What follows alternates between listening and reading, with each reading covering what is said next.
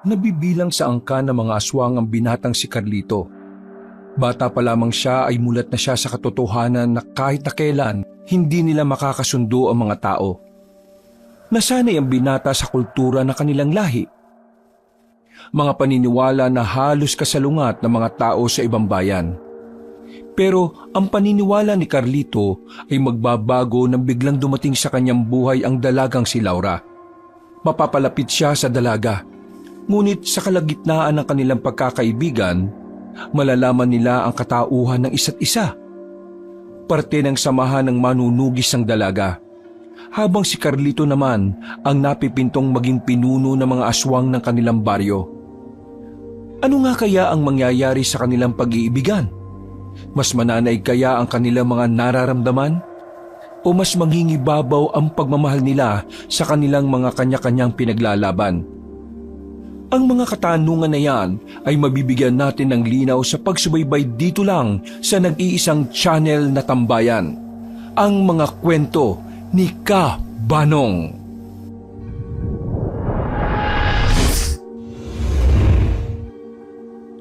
Pagsapit pa lang ng kinagabihan, hindi na magkandaw-gaga ang mga aswang sa Baryo Karimlan. Naghahanda ang lahat para sa okasyon na kada taon nilang ginagawa. Ang okasyon na ito ay parang katumbas ng araw ng mga patay sa mga tao. Ang okasyon na ito ay tinatawag nilang tanaw sa kabilang buhay, na kung saan inaalala nila ang mga mahal nila sa buhay na namayapa na. Pero kung sa mga tao ay nalulungkot sila sa araw ng mga patay, ang mga aswang ay masaya kapag tanaw sa kabilang buhay na ang usapan. Sa araw kasi na ito, pakiramdam nila ay muling nabubuhay ang mga namatay na. Kaya naman nagsasagawa sila ng maraming ritual. Naghahanda sila ng maraming pagkain na kanilang inaalay. Nakasuot silang lahat ng kulay pula. Sumisimbolo kasi yon para sa kanila sa kasiyahan. Ang paniniwala kasi nila, sa araw na inaalala nila ang mga namayapa na, mas nagiging masaya ang mga kaluluwa kapag nakakakita ng kulay na pula. Minsan, kailangan ba talaga nating sumama? Hindi ba pwedeng hintayin na lang natin silang makauwi? Ayaw mo bang dalawin ng mama mo sa puntod niya? Hanggang ngayon kasi, sisisi ko pa rin ang sarili ko kung bakit siya namatay eh. Kaya hindi ko alam kung may karapatan ba akong humarap sa puntod niya. Ilang beses ko bang sasabihin sa'yo na wala ka namang kasalanan kung bakit namatay ang mama mo? Namatay ang mama mo dahil ginawa niya lang ang nararapat bilang nanay mo. Pero hindi pa rin natin maalis na ako ang dahilan kung bakit siya naparusahan. Kung hindi ko sana inawa yung anak ng Supremo ng kabilang angkan hindi sana papatawan ng bitay si mama. Wala na tayong magagawa. Yun ang batas sa ating mga aswang. Mataas na aswang ang nakalaban mo at mabigat ang nagawa mo. Muntikan mo na siyang mapatay. Alam mo naman na kapag buhay ang usapan, buhay din ang kapalit. Alam mo, gusto ko nga rin humingi ng paumanhin sa'yo. Wala akong nagawa para baguhin ang isip ni Lolo. Pero kasi, yun ang batas eh. Kasi anak niya ang mama mo. Kung kailangan parusahan, gagawin niya yun. Kilala mo naman si Lolo Tibo, di ba? Pero anak niya pa rin yun. Hindi man lang ba siya naawa?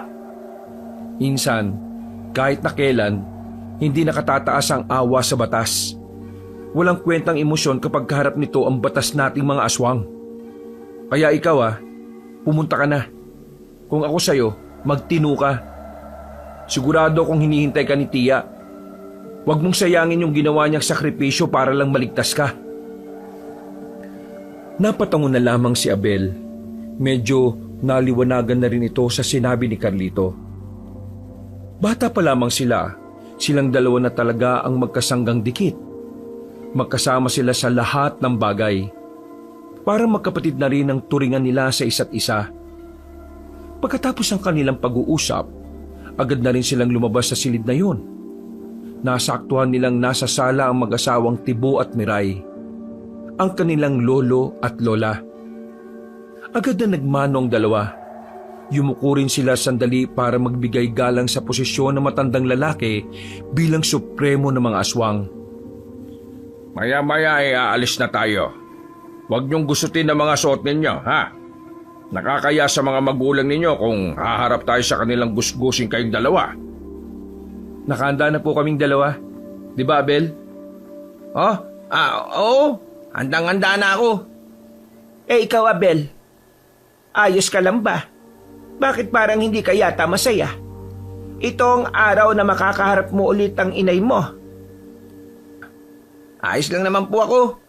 Hindi lang po ako sanay. Pero masasanay din naman po ako kapag lumipas na ang panahon. Kailangan nung masanay. Dahil kung hindi, magiging kahihiyang ka sa angkan natin. Naintindihan mo ba ako?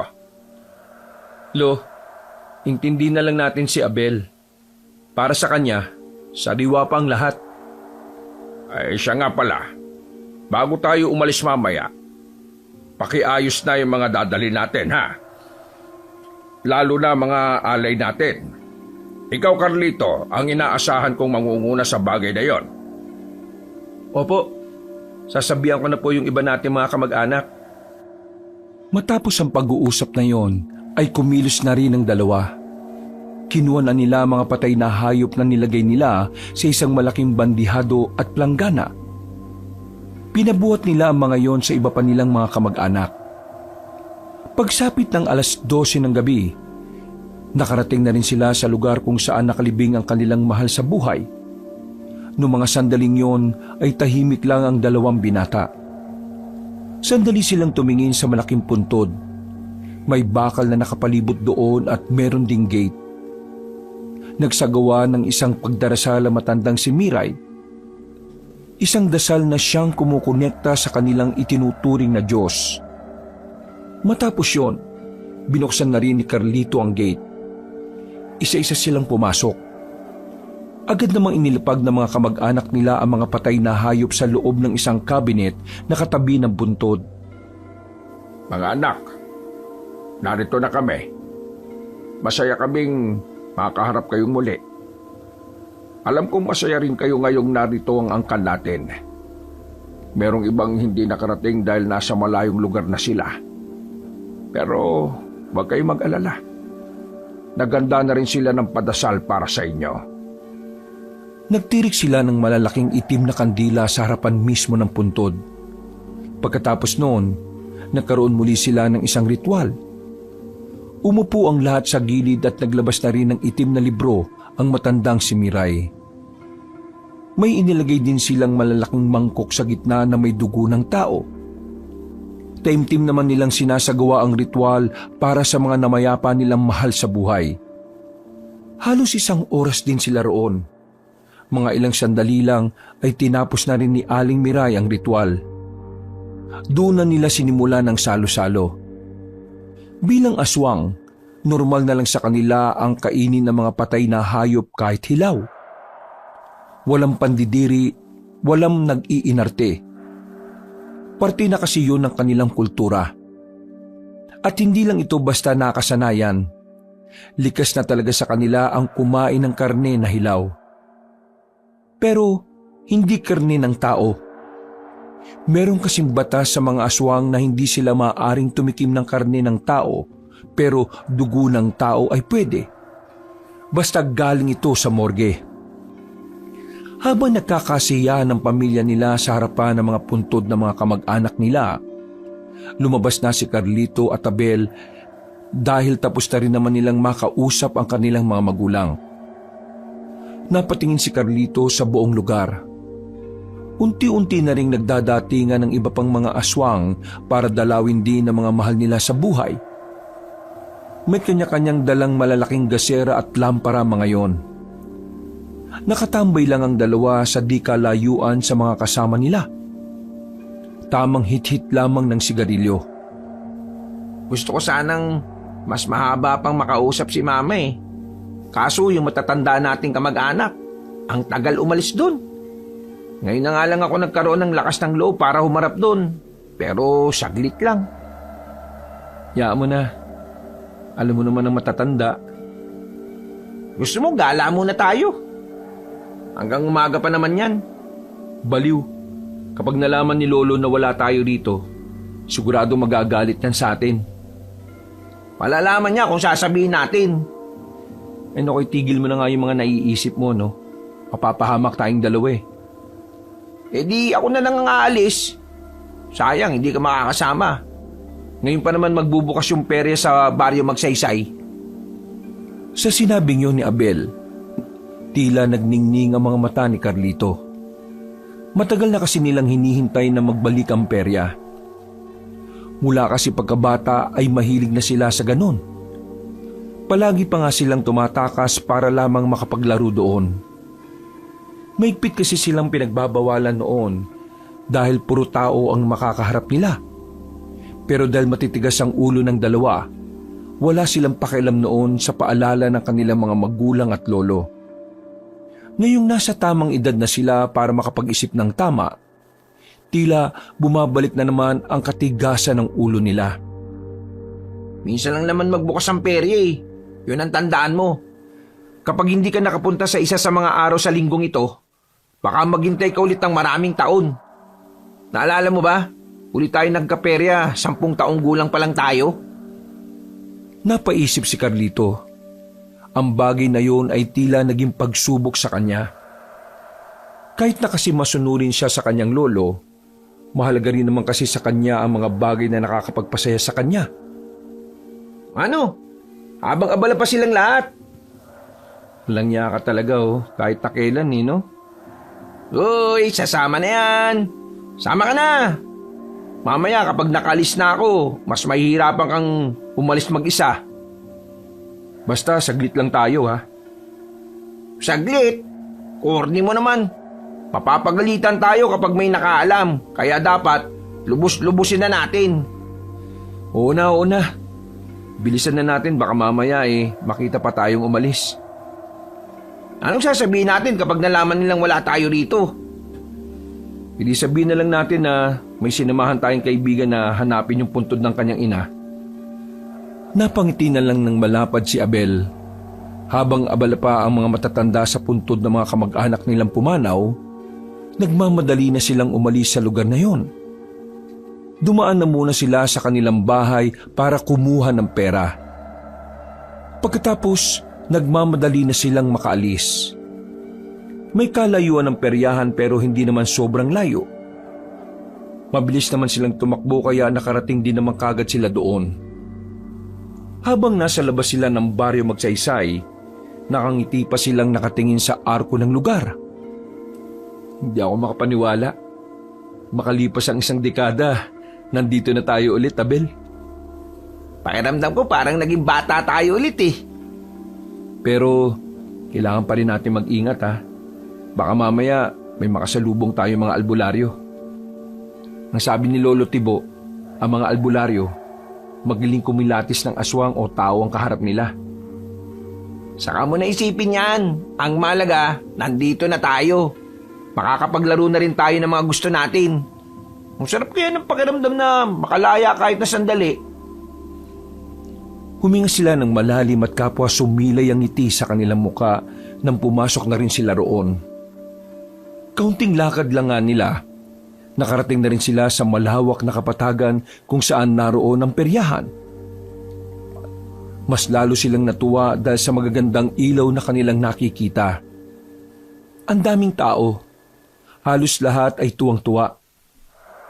O ano, iwalay mo na tayo. Maghanap ka ng lalaruan mo. Ako naman maglalaro ako dun sa tira-tira ng baso. O sige, basta huwag ka masyadong lalayo ha. Magkita na lang tayo ulit dito kapag tapos ka na. Nag-apir pa ang dalawa at saka naghiwalay na rin.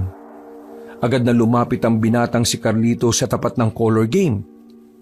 Masigla siyang tumaya ng pera sa kulay pula. Mas lalo siyang natuwa nang manalo siya sa unang taya pa lang. Hanggang sa hindi na niya napapansin na nalilibang na pala siya roon. Parami na rin ng parami ang perang hawak-hawak niya. Maya-maya pa ay nahinto siya sa pagtaya nang biglang makaramdam siya ng kakaiba sa kanyang paligid. Nang igala niya ang kanyang tingin, nakita niya ang isang matandang lalaki na naglalakad papalapit sa color game. Agad na dumaloy ang kaba sa kalooban niya. Unang tingin niya pa lang sa matandang yon, alam na niyang albularyo ito. Kaya naman nagsimula na rin siyang mataranta. Hindi. Kailangan kong kumalma para hindi niya ako mahalata. Isa pa, kahit may dala siyang langis, hindi naman kukulo yun dahil may pangontra akong singsing. Hinayaan na lamang ni Carlito na makalapit ang albularyo. Kampante siyang hindi naman malalaman ng matandang yon na aswang siya. Nang makalapit na ang matandang lalaki, narinig niyang tinawag yon sa pangalang Mang Tonyo. Medyo may kaangasan ng boses ng matanda nang sumagot ito sa kausap. Habang si Carlito naman, gumilit pa siya para hindi niya makatabi ang matandang albularyo. Nababagot ako sa kampo namin kaya heto. Gumalagala na muna ako. Sakto, bukas na pala ulit tong peryang to. Natawa pa ang matandang lalaki. Sasamantalihin na sana ni Carlito ang pagkakataong yon para umalis, pero hindi pa man siya nakakalayo ay tinawag na siya ni Mang Tonyo. Agad na dumaloy ang kaba sa kanyang sistema. Namamawi siyang kanyang palad. Ang unang pumasok sa isipan niya kapag naalaman nitong aswang siya, wala siyang magagawa kundi palagan ito. Binata! Maraan siyang humarap. Malakas ang kabog ng kanyang dibdib. Buong akala niya ay alam na ni Mang Tonyo kung ano ang tinatago niya. Yung 100 mo ay nahulog oh. Nakahinga ng maluwag ang binatang si Carlito. Pagtingin niya sa ibaba, nakita niya nga na nasa lupa ang 100 piso. Agad niya yung dinampot at ngumiti siya ng papilit at saka nagpasalamat. Nagmamadali na siyang makaalis doon. Hinanap niya agad ang kanyang pinsan na si Abel. Pero sa kasamaang palad, dahil sa lawak ng peryahan at sa dami ng tao, hindi niya agad yun makita. Kakamadali niya, hindi niya inaasahan na isang babae ang kanyang makakabangga. Dahil sa banggaan, kamuntikan ng matumba si Carlito. Buti na lang ay nakahawak siya sa bakal na haligi. Ang nakabanggaan niya namang babae ay nanatiling nakatayo lang. Parang wala lang nangyari. Ayos ka lang ba? Pasensya ka na Hindi rin kasi ako nakatingin Hindi agad nakasagot ang binata. Napatitig muna siya sa mukha ng dalaga. Napakaganda kasi ng babaeng kanyang kaharap. Sa buong buhay niya, ito ang unang pagkakataon na nakakita siya ng ganong klaseng kagandahan. Meron din namang magaganda sa kanilang lugar, pero para sa kanya, kakaiba ang ganda ng kausap niya. Nagliliwanag ang ganda nito. Mahiwaga at sobrang kakaiba. Ang sabi ko kung ayos ka lang. Ha? Oo. Ayos lang naman. Pasensya na rin. Hindi rin kasi ako nakatingin Pasensya ulit. Pero sa susunod, dapat tumingin ka rin sa dinaraanan mo Oo. Pasensya na ulit. May hinahanap kasi ako at saka nagmamadali ako May hinahanap ka? Kasintahan mo? Hindi. Pinsan ko. Naghiwalay kasi kami kanina. Kailangan na naming umuwi. Ganun ba? Ano bang itsura ng pinsan mo? Dito rin kasi ako nagtatrabaho, baka matulungan kita. Nagtatrabaho ka dito? Talaga? Bakit parang gulat na gulat ka? Ngayon ka lang ba nakarinig ng taong nagtatrabaho? Hindi naman. Hindi ko lang inakala. Tagabantay ako dito. Kami ang nagpapanatili ng kapayapaan dito. Kami rin ang mga magtatanggol sa mga tao sakaling may mga masasamang elemento ang umatake rito. Masasamang elemento? Oo, masasamang elemento. Alam mo ba yon? Yung gaya na lang ng sa aswang? Sa puntong ito, mas lalong nadagdagan ng kaba ni Carlito. Hanggang ngayon kasi, naririnig pa rin niya ang salitang aswang sa lugar ng mga tao. Para sa kanya, isa lamang yung patunay na hanggang sa kasalukuyan, kalaban pa rin ang tingin sa kanila ng mga taga-baryo. Aswang? Hindi naman totoo yung ganun, di ba? Mga kwentong bayan lang yon. Kwentong bayan? Hindi Totoo mga aswang. Alam mo kung anong totoo? Nakalaban sila ng mga lolo namin noon. O sige na. Pasensya na ulit Kailangan ko pang mahanap yung pinsan ko Uuwi pa kasi kami sa malayo. Pasensya na miss Napailing na lang sa kanya ang babaeng si Laura nang maglakad na rin siya paalis. Bumuntong hininga na lamang din si Carlito nang ipagpatuloy ang paghahanap sa kanyang pinsan. Sa halos 10 minutong paikot-ikot sa perya, nakakaramdam na ng kaba ang binata. Hindi na niya maiwasang hindi mag-isip na baka may nangyari ng masama kay Abel. Parang pinagsisisihan na niya tuloy ang paghihiwalay nila. Nasaan na pa yung siraulong yun? Kailangan na naming umalis dito bago pa may makahalata sa amin. Paglingon niya sa gilid, nakita na niya si Abel na may daladala ng malalaking chichirya na napanalunan nito sa laro. Mabigat na rin ang bulsa nito dahil sa mga barya. Masaya itong lumapit sa kanya pero muntikan niya na itong mabatukan dahil sa inis.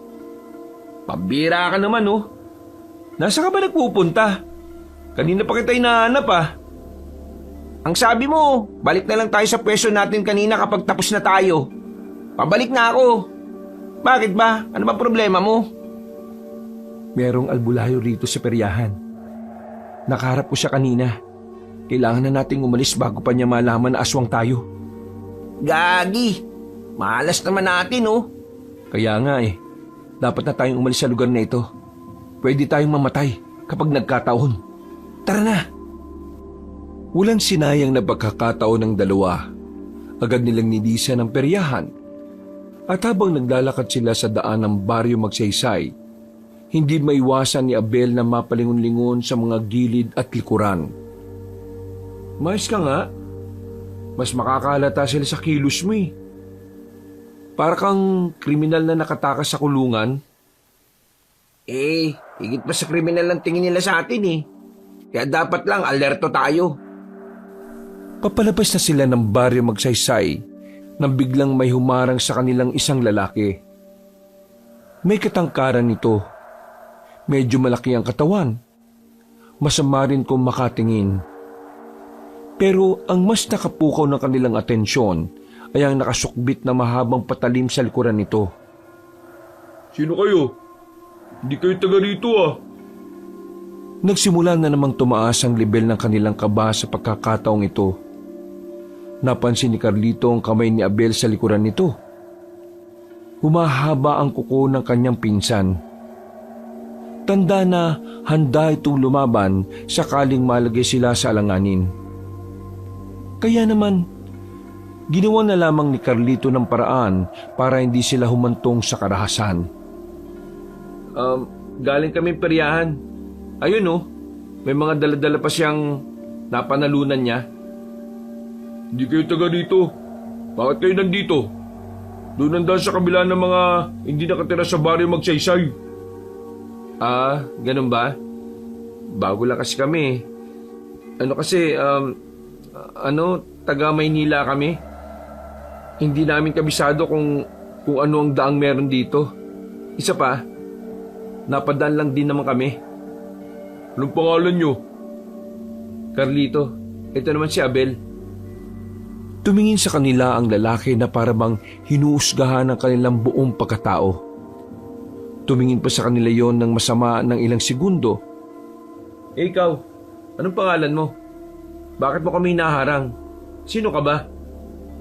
Ako si Sagani, isang manunugis. Hinaharang ko kayo para makasigurado akong hindi kayo aswang. Aswang? May ganun ba? Wala namang ganun Malabo naman na maging ganun kami. Kung hindi kayo naniniwala, bahala kayo sa mga buhay nyo. Sige na, umalis na kayo. Sa susunod, aalamin nyo ang tamang daan para hindi kayo naaabala. At para hindi na rin kayo makaabala pa. Sige, maraming salamat at pasensya na ulit. Tara na, Insan. Umalis na tayo. Mabilis na naglakad ang dalawa palabas ng baryo. Nararamdaman ni Carlito na nakatingin pa rin sa kanila ang lalaki.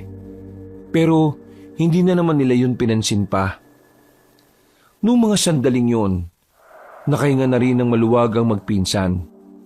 Hindi nila alam kung ano ang kanilang gagawin sakaling nabulilyaso sila. Buti na lang kahit na papaano ay umaayon pa rin sa kanila ang sitwasyon. Nagmamadali na sila makabalik sa libingan ng kanilang mga mahal sa buhay. Hindi naman sila nawala ng matagal kaya hindi sila nahalata ni Mang Tibo. Pagdating nila ay abalang-abala pa rin ang matatanda sa kanilang usapan. Doble ginhawa ang kanilang naramdaman dahil naging matagumpay ang kanilang pagtakas at pagbalik. Buti na lang talaga, nakabalik tayo agad. Dakong 4:00 na ng madaling araw nang umalis na sila ng libingan. Naglalakad na sila sa madilim sa gitna ng kagubatan noong mga sandaling yun. Tahimik lang si Carlito at ang kanyang pinsan naman ay daldal ng daldal. Hindi pa rin kasi nawawala sa isipan ni Carlito ang mga nangyari. Pero sa hindi inaasahang dahilan, pumasok sa kanyang isipan ang mukha ng babaeng nakabanggaan niya. Napangiti siya ng palihim. Hindi niya rin alam kung bakit. Basta palagay niya, natuwa siya sa kagandahan ng dalaga. Nang makauwi na sila sa kanilang bahay, habang nagkakape si Carlito sa bakuran ay nilapitan siya ni Abel at tinanong, Kanina, salita ako ng salita. Ang lalim ng iniisip mo. Tapos, nakangiti ka ba? Yung totoo, kinabahan ka talaga kanina, no? Parang asese mo pa nga eh. Ngayon lang ako nakakita ng babaeng tao na maganda. Ha? Wala. Teka, ibig mo sabihin, kanina may nakita ka magandang babae sa peryahan? Oo, sobrang ganda. Tapos, makinis ang balat, paputi, mukhang diwata. Dalita mga aswang sa mga diwata kasi sila ang tumutulong sa mga antingero. Bakit parang tuwang-tuwa ka sa diwata ngayon? Kasi, maganda siya. Sobrang ganda. Walang ganun kaganda rito sa atin. Mukhang kursyonado mo yung babaeng yun ah. Insan, paalala lang ah, aswang ka, tao siya. At ang aswang At tao ay hindi kailanman pwedeng mag-ibigan dahil ang mga tao ang kaaway ng mga aswang. Alam ko na yan. Hindi naman ako nakakalimot eh. At wala naman akong sinabing gusto ko siya. Ang sinabi ko lang, nagagandahan ako sa kanya. Yun lang. Wala naman sa batas natin mga aswang na bawal ang magandahan sa mga tao ah. ewan ko lang ah, bahala ka dyan. Basta ako, wala akong kinalaman dyan. Kapag nalaman ni Lolo Tibo ang takbo ng utak mo ngayon, yari ka talaga. Hindi naman malalaman kung hindi ka magsasalita eh. Tulog na ako ah, naantok na ako eh. Napailing na lamang si Carlito. Kumaway na lamang siya sa papalayong pinsan. Magkatabi ang bahay ng kanyang lolo at bahay na tinutuluyan ni Abel. Maraming araw pa ang nakalipas. Naging abala ang binatang si Carlito sa pagsama sa kanyang lolo Tibo. Marami silang kinakausap na mga supremo sa mga kalapit na probinsya at mga baryo. Laban ng mga napag-usapan ang tungkol sa mga hakbang kung papaano lalabanan ng mga manunugis. Sa mga nagdaang buwan kasi, makailang ulit silang nakakatanggap ng mga balitang hinahanap ni sila ng mga tao. Nagsimula ng mga manunugis na isa-isahin ang kuta at baryo ng mga aswang. Dahil dito, nagsimula na ring maalarma ang mga supremo na siyang namumuno sa bawat angkan. Lo, totoo ba talagang hindi magiging epektibo ang pakikipagkasundo sa mga tao? Hindi sila kailanman magtitiwala sa mga aswang. Yun ang di natin mababago. Isa sa malinaw na dahilan para isipin nating kahit na kailan, hindi mangyayari ang usapang pangkapayapaan. Hindi ka pwedeng makipagkasundo sa mga tao. Una pa lang wala nang tiwala sila sa iyo. Mas lalo lang lalala ang sitwasyon. Para na lang sa mag-asawa, masisira at masisira ang relasyon kung pareho kayong may iniisip na masama sa isa't isa. Tama naman po kayo sa sinabi ninyo. Pero napapaisip lang po kasi ako. Paano naman yung mga taong walang kinalaman? Paano naman yung mga aswang na walang ugnayan sa mga alitan? Di ba parang nadadamay lang sila? Kapag dugo sa dugo ang usapan, damay lahat. Walang pinalalagpas. Ganon din naman ang mga tao sa atin. Lahat ng aswang, masama sa paningin nila. Bata o matanda man yan. Kaya ikaw huwag ka masyadong magpabulag na ang mga tao ay mababait. Kahit na kailan, hindi nila kayang maging mabuti sa mga kagaya natin. Kalaban natin ang mga tao. Wala ni isa sa kanila ang magiging kasundo natin. Kaya kapag nakakita ka ng tao, wag ka magtitiwala sa kanila.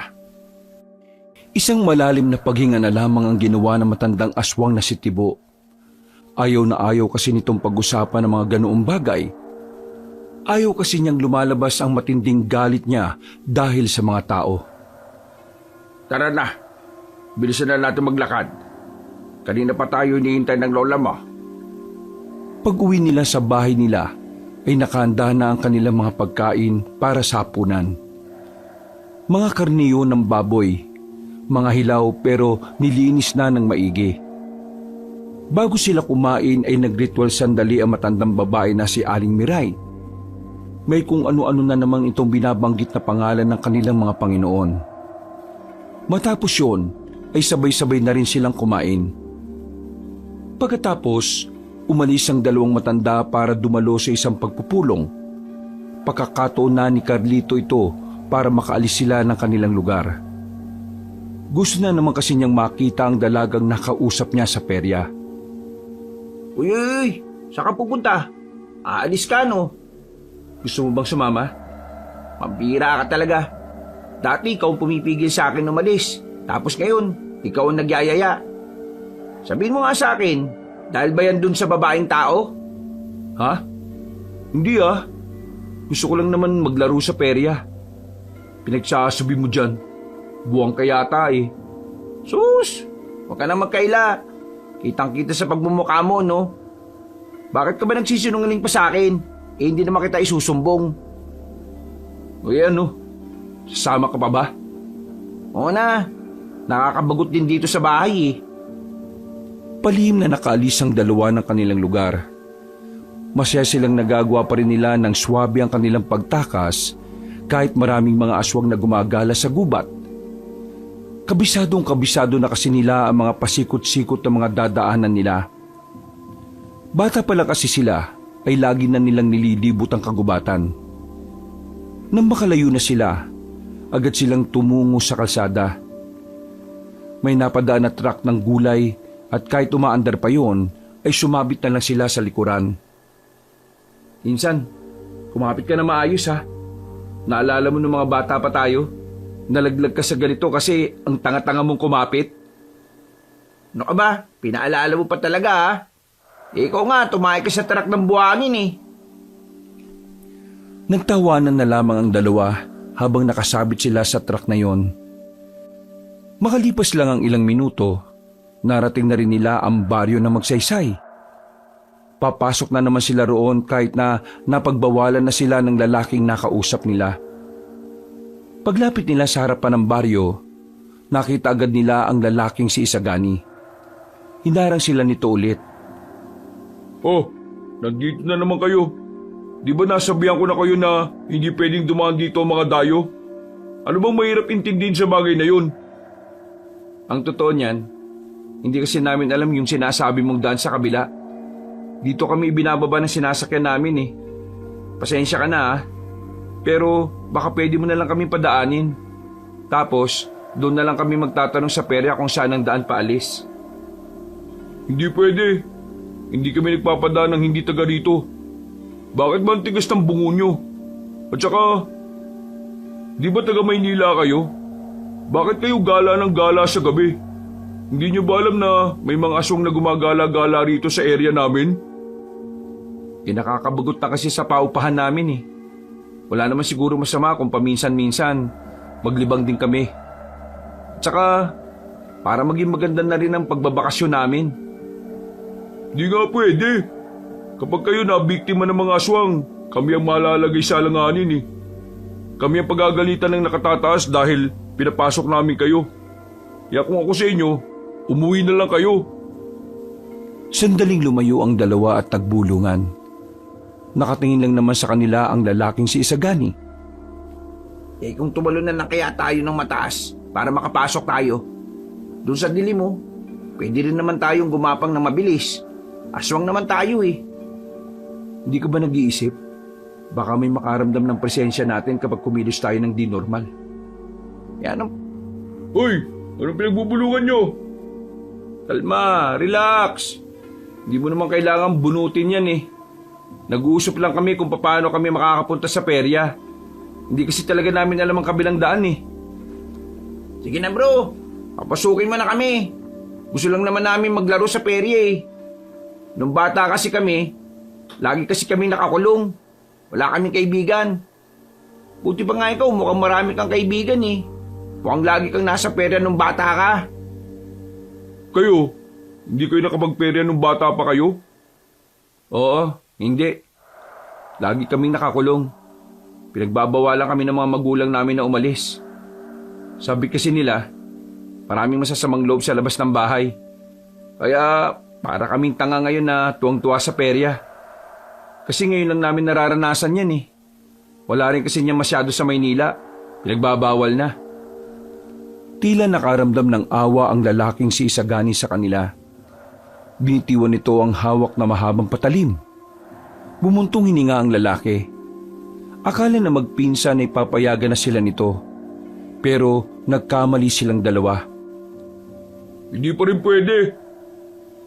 Napabugan na lang ng malakas na hangin na magpinsan. Dismayado sila sa naging tugon ng kanilang kausap. Ang bira naman to. Kala pa naman namin papayag ka na. Nagpakita ka pa ng awa. Kahit na kailan, hindi mangingibabaw ang awa sa batas. Ang batas ay batas. Ito ang nakahigit sa lahat. Biglang naalala ni Carlito ang pananaw niyang halos kagaya ng kay Isagani. Kaya naman nawala na sila ng pag-asa makapasok. Buti na lamang biglang dumating ang dalagang si Laura. Ang dalagang nakabanggaan ni Carlito. Lumapit yun sa kanila. Sa nakikita nilang magpinsan, mukhang makakilala si Isagani at ang dalaga. Ito kuya, Itong dalawang to eh. Nagpupumilit na makapasok ng baryo natin. Pupuntang perya. Sinabi kong dapat alam nila yung daan sa kabila para doon na lang sila dumaan. kilala ko ang isang ito. Nakabanggaan ko siya sa pere nung nakaraang gabi. Oo, tama ako yun. Nung nakabanggaan mo ko, hinahanap ko kasi talaga yung pinsan kong to. Alam ko, naalala ko. Baka naman pwedeng papasukin mo kami. Ang dami na naming dalang barya dito oh. Inalog-alog pa ni Carlito ang kanyang bulsa na may lamang tig-5 at tig-10. Sige na. Gusto ko makakuha ng platong babasagin eh. Bisit kasi ang hirap ipasok ng barya sa butas. Hindi naman kami masasamang tao eh. Gusto lang talaga namin maglaro. O sige, sumunod kayo sa akin. Pinagsasabi mo, may patakaran tayo na bawal ang mga tagalabas. Ginagawa natin yun para maiwasan natin makapasok ang mga aswang dito. Mukha namang hindi sila aswang eh. Akong bahala magpaliwanag kay Mang Tonyo, sakali magalit siya. Laura naman! Kuya, sige na. Kawawa naman tong dalawang to. Para mga isip bata eh. Wala nang nagawa pa si Isagani. Bumuntong hininga na lamang ito at hinayaan makapasok ang magpinsan. Malakas kasi talaga si Laura sa kanyang kuya, kaya hindi tumatanggihan ng binata. Nagtitiwala ako sa inyong dalawa ha, na wala kayong gagawin masama sa peryahan. Kaya umayos kayo. Naku, hindi naman talaga kami masama eh. Yung iba lang. Kapag naalaman ko na may ginawa kayong katarantaduhan, nakikita niyo tong nasa likuran ko, itataga ko ito sa inyo hanggang sa maging giniling na kayo. Grabe, nakakatakot ka pala magalit. Nagsimula na silang maglakad. Nasa unahan nila ang babaeng si Laura. Hindi maiwasan ni Carlito na mapatingin sa katawan ng dalaga. Sa mga sandaling yon, nakikita ni Carlito ang hubog ng katawan ni Laura. May pagkamasikip din kasi ang suot nitong maong at damit. Wala siyang kaalam-alam na ang pinunta mo rito siya talaga. Huwag ka nga maingay. May sinasabi ba kayong dalawa? Wala naman. Nakakatuwa lang kasi ang bait mo. Ngumiti lang ang dalaga. Para namang kinilig ang lalaking si Carlito. Hindi niya inakala na magtatama ang kanilang paningin ng ganoon katagal. Nang makarating na sila sa peryahan, hindi na natiis pa ni Carlito ang mga sandaling yon. Pinaalis na muna niya si Abel para masolo ang dalaga. Maraming salamat nga pala at pinapasok mo kami. Siya nga pala. Kuya mo ba yung lalaking yon? Ang sungit eh. Pinsan ko siya. Kuya ko na rin. Ginagawa lang naman niya ang trabaho niya eh. Sobrang higpit pala rito sa baryo ninyo, no? Oo, kasi may banta na mga aswang ang mga baryo dito sa amin para maiwasang mapasok agad kami. Pinagbabawalan talaga ang mga hindi namin kilala na makapasok ng baryo magsaysay. Itong peryahan ba? May mga bantay din? Oo, ako naka-assign dito. May mga ilan lang akong kasama. Teka, di ba sabi mo nung una hindi totoo ang aswang? Pero bakit parang interesado ka na ngayon? Kasi nagtanong-tanong ako sa amin. Sabi nila, totoo raw. Di totoo. Madali ka palang maniwala sa sabi-sabi. Pero totoo ang mga aswang. Hindi ako pwede magsinungaling pagdating sa bagay na yon. Siya nga pala. Ano nga palang pangalan mo? Ako nga pala si Carlito. Gusto ko lang malaman ang pangalan mo para kapag nagkikita tayo rito, may nababanggit akong pangalan. Lalo na kapag nagpapasalamat ako sa'yo. Laura. Laura ang pangalan ko, Carlito. Maraming salamat ulit, Laura, ha? Walang anuman, Carlito. O sige na, mag-iikot na ako. Magsaya lang kayo sa paglalaro.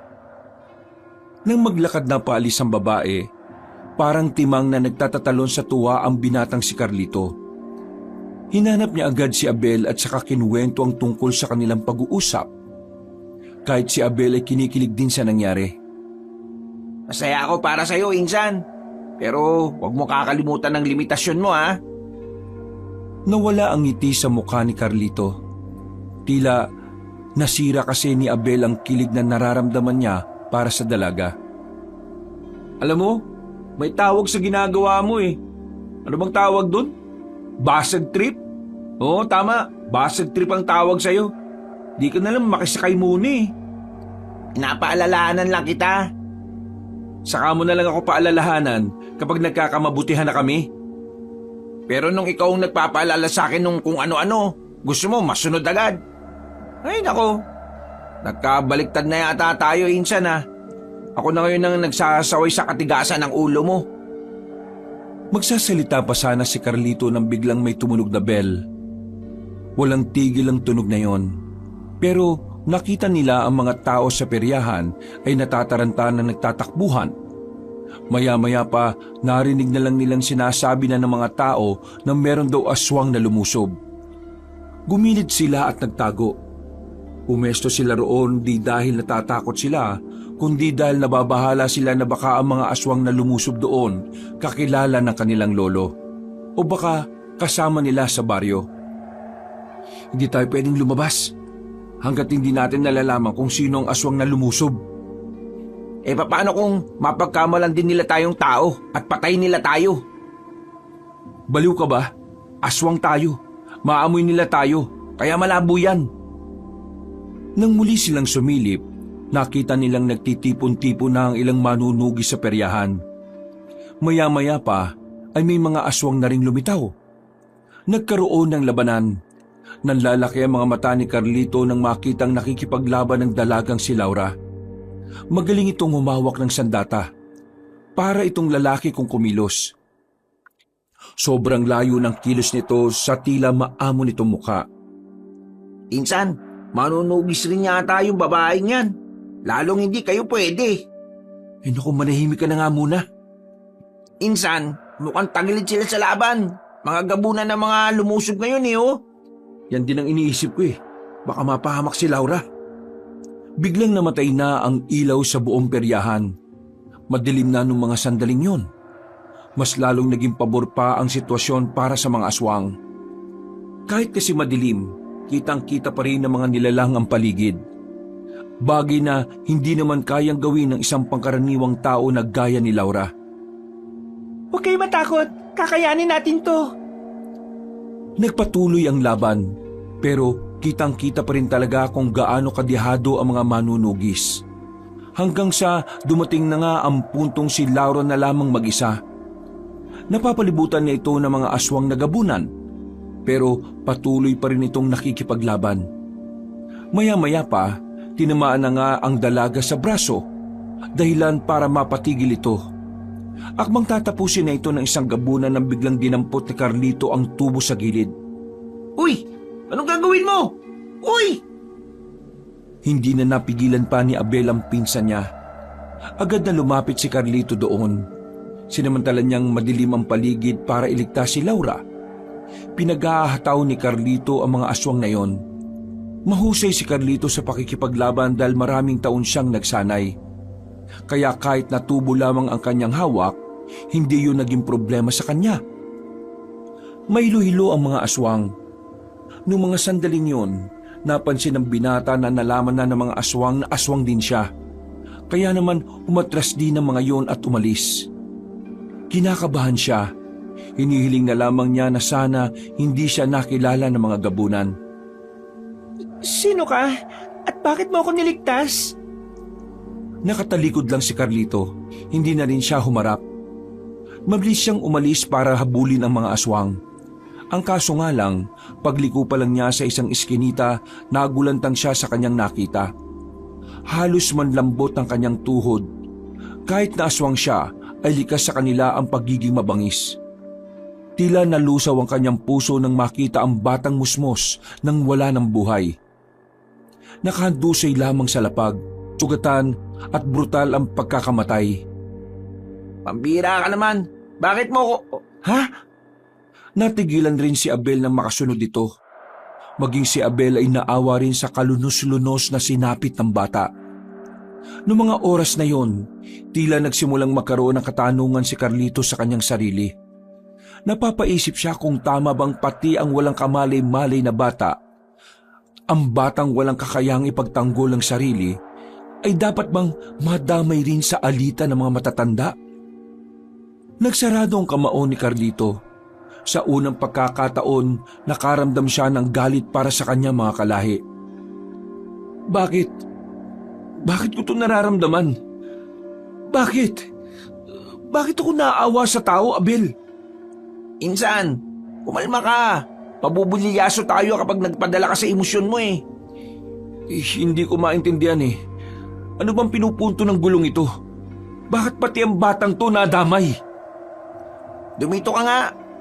Relax lang. Mag-isip ka na maayos. Huminga ng malalim si Carlito. Nang mahimasmasan na, sumilip siya ulit sa perya. Nakita nilang dumating na ang mas maraming manunugis. Kaya naman naisipan na rin nilang umalis doon bago pa magginala sa kanila ang mga yon. Nagmamadali silang pumasok sa kagubatan. Mabilis ang pagtakbong ginawa nila para hindi sila makita ng mga manunugis.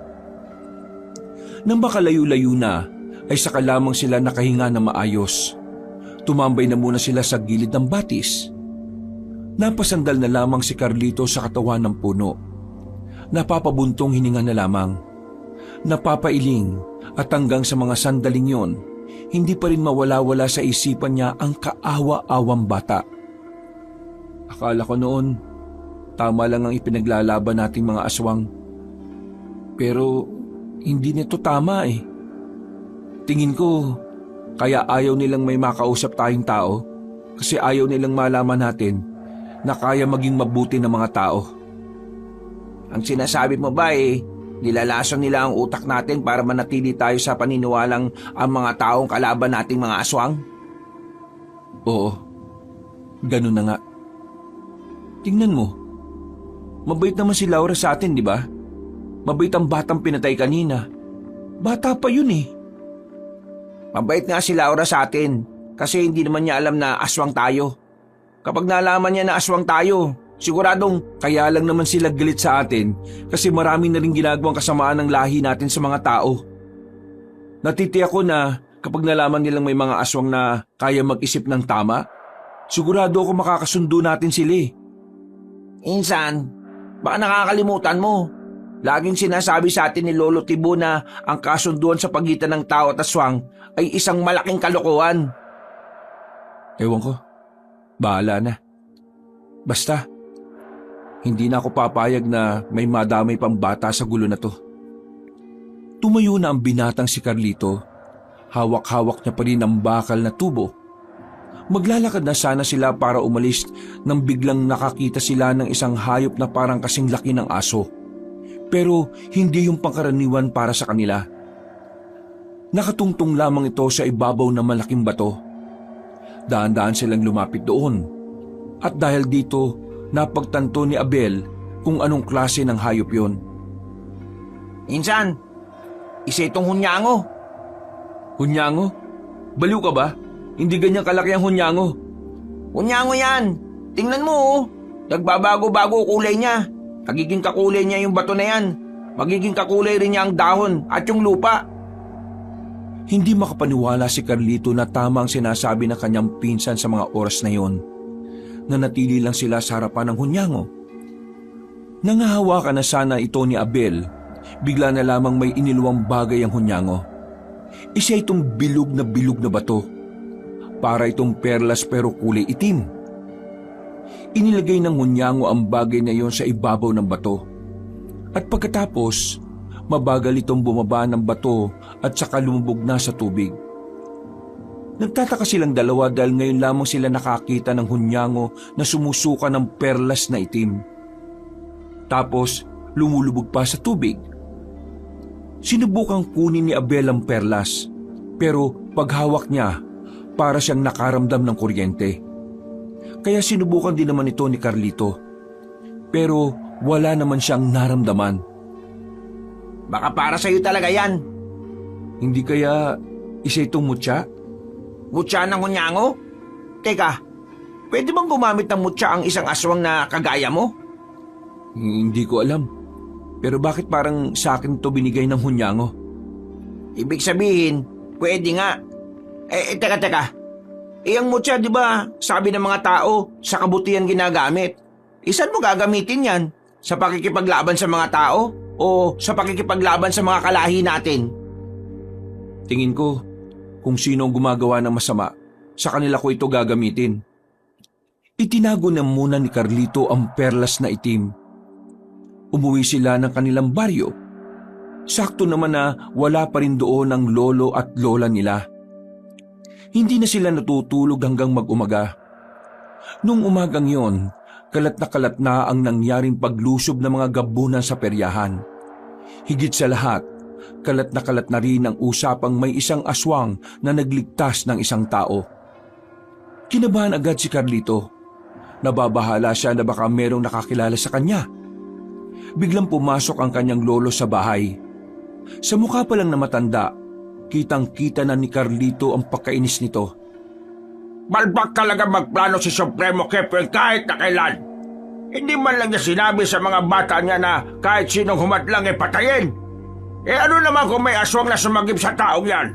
Di sana pinatay nila. Ang dami nila, puro gabunan pa sila. Ay nako, mga inutil talaga. Tibo, kumalma ka. Walang magagawa yung kakaganyan mo. Baka mamaya niyan kayo pa ni Supremo Kepeng ang hindi makaintindihan. Sinasabi ko na kasi na dapat ako magplano at papasamahin ko ang mga bata ko. Ang kaso, nagbida-bida siya. Tingnan mo ang nangyari. Kung sana napatay natin ang mga manunugis na yon, hindi sana malaking bagay na sana sa atin yon. Isa doon ay opisyal ng manunugis. Yung babaeng nandun sana ang dapat mamatay. Pero ano nangyari? Wala! Ang napaslang lang nila ay ang batang wala namang kwenta. Lihim na nagsarado ang kamao ni Carlito nang marinig ang tungkol sa bata. Hindi niya maiwasang hindi magalit. Kapag naalala niya ang kaawa-awang sinapit ng musmos, nagagalit din siya pati sa kanyang lolo. Kaya nga ang gagawin mo, pupunta ka sa konseho. Titipunin mo ang mga supremo at ikaw na ang mangunguna sa susunod na atake. Akala mo ba magiging madali ang sunod na atake? Hindi! Ngayong alam na nilang pwede tayong umatake, maghahanda na sila.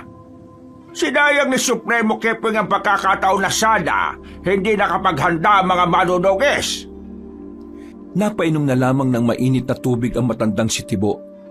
Napansin nito si Carlito na tahimik lang sa lamesa at parang malalim ang iniisip. Carlito, tahimik ka yata ngayon. Wala ka bang pakialam sa mga nangyayari? Umatake ang mga gabunan sa peryahan kagabi. Pero may isang aswang daw ang nakialam at nag-traitor sa lahi natin. Ano mo masasabi mo ron? Mahalaga ang opinyon mo rito dahil ikaw ang susunod na supremo sa angkan natin. Kung hindi nila kinaya ang isang aswang na nag-traitor, isa lang ang ibig sabihin nun, Lolo. Malakas ang aswang na yon. At mukhang hindi niya gusto ang mga nangyayaring gulo sa pagitan ng mga aswang at mga tao. Kung sino man siya, papatayin ko siya kagad kapag nakita kami. Walang-wala pa siya sa kalahati ng lakas at karanasan ko.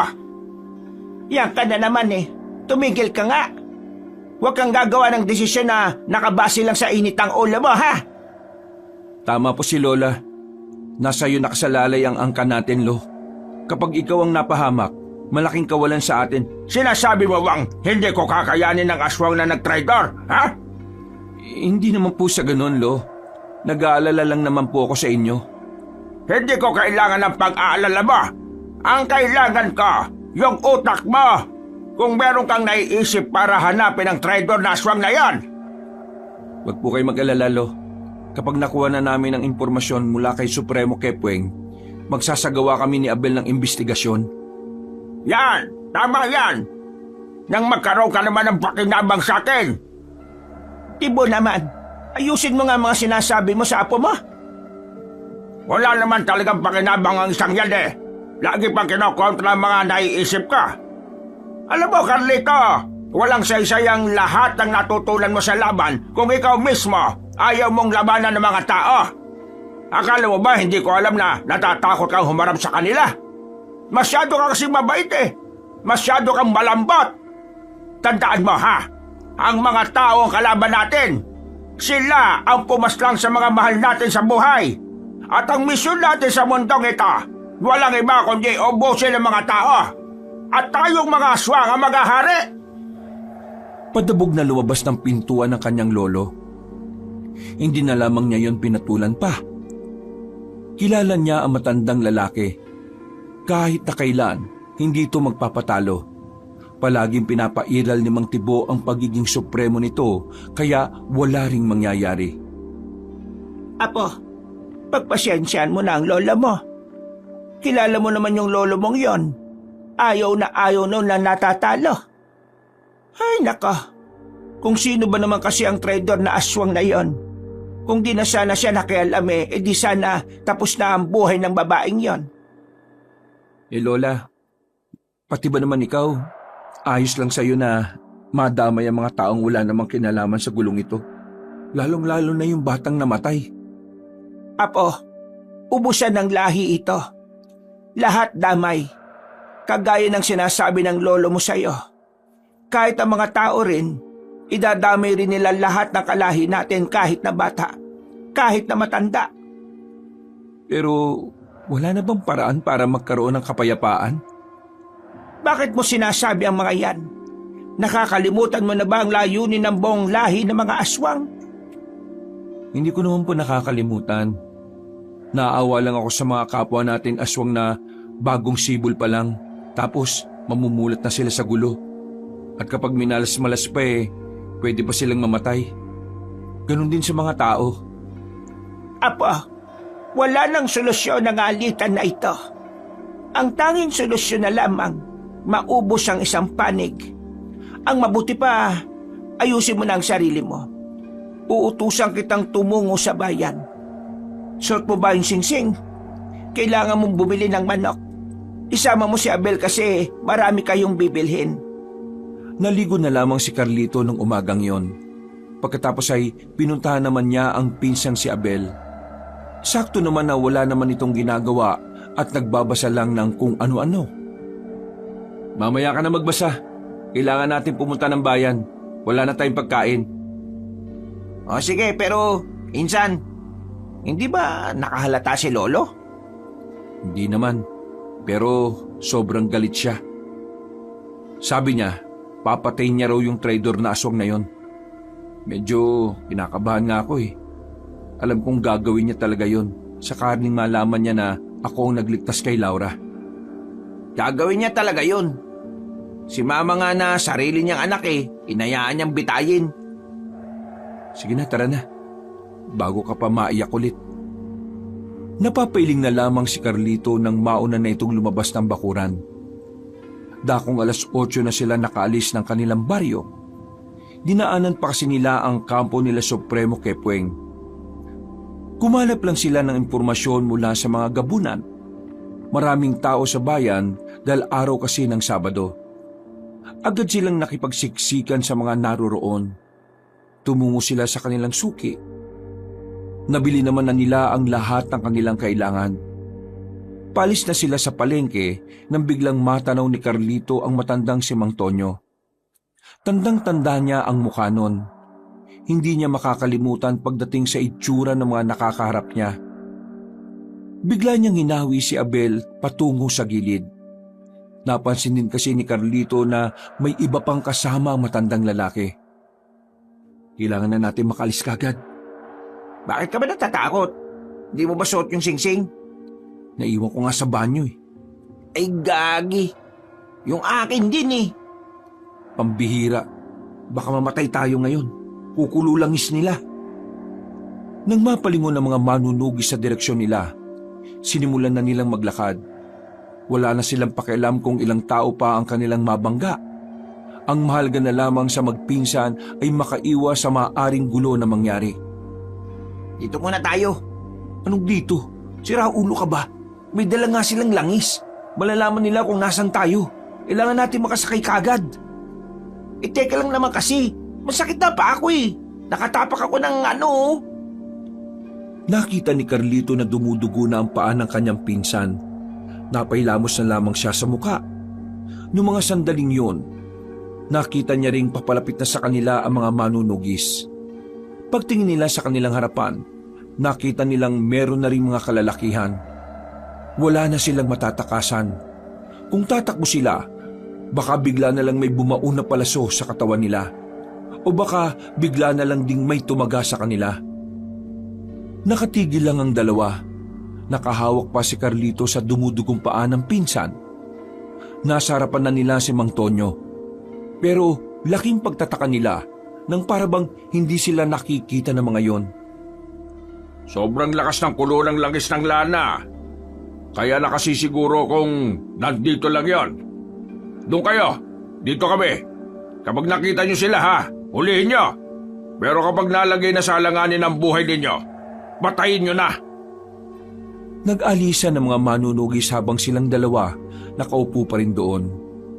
Saka lamang napagtanto ni Carlito na nasa kanya pa rin pala ang perlas na bigay ng malaking hunyango. Teka, bakit parang hindi nila tayo nakikita? Tingin ko, gumagana yung mutya ng hunyango. Dinukot ni Carlito ang itim na perlas sa kanyang masikip na bulsa. Napangiti na lamang si Carlito. Buti na lamang ay gumana yon. Dahil kung hindi, baka kanina pa sila pinaglalamayan. Wala silang sinayang na pagkakataon. Umalis na rin sila doon. Mula nang mapagtanto ni Carlito na magagamit niya ang mutsyang yon, sa mga sumunod na araw, inaral niya kung papaano ito gagamitin. Sa loob nga lang ng halos 2 linggo, tuluyan na nga siyang naging bihasa sa paggamit nito. Isang gabi, habang naglalakad pabalik sa kanilang baryo, nakita niya ang kanyang lolo Tibo. Mag-isa itong naglalakad. Sa pagmamadali pa lang ng matanda, alam na agad ni Carlito kung saan ito pupunta. Palihim niyang sinundan si Mang Tibo. Malakas din naman ang kanyang loob dahil may kakayahan na siyang maging kakulay ng anumang didikitan niya. dahilan para hindi siya makita ng kahit na sino. Kakasunod niya, nakarating na siya sa konseho. Bibihira lang mga pangkaraniwang aswang na nakakarating doon. Halos lahat kasi ng pinapayagan na makalapit doon ay ang mga supremo at ang ilang opisyal lang. Sa mga sandaling ito, napakinggan ni Carlito ang lahat na pinag-usapan ng mga supremo. Pinangunahan nito ng kanyang lolo Tibo. Dito na niya nalaman ang binabalak na paglusob ng mga aswang sa baryo ng mga tao. Magiging madugo ang mangyayari. Ayon kasi sa plano ng mga supremo, bibiglain nila ang mga tao. Idadamay nila lahat. Uubusin ng mga tao at walang ititira kahit na bata o kahit na matanda. May sakit man o wala. Lahat ay papaslangin ng walang pagdadalawang isip. Kinabahan na si Carlito ng mga sandaling yon. Naiisip niya pa lang ang nag-iiyakang mga bata at matanda. Nahahabag na ang kanyang kalooban. Hindi niya kayang makita ang mga taong yon na unti-unting mamamatay. Lalong nagkaroon ng dahilan si Carlito para tumiwalag sa mga kalahi niya.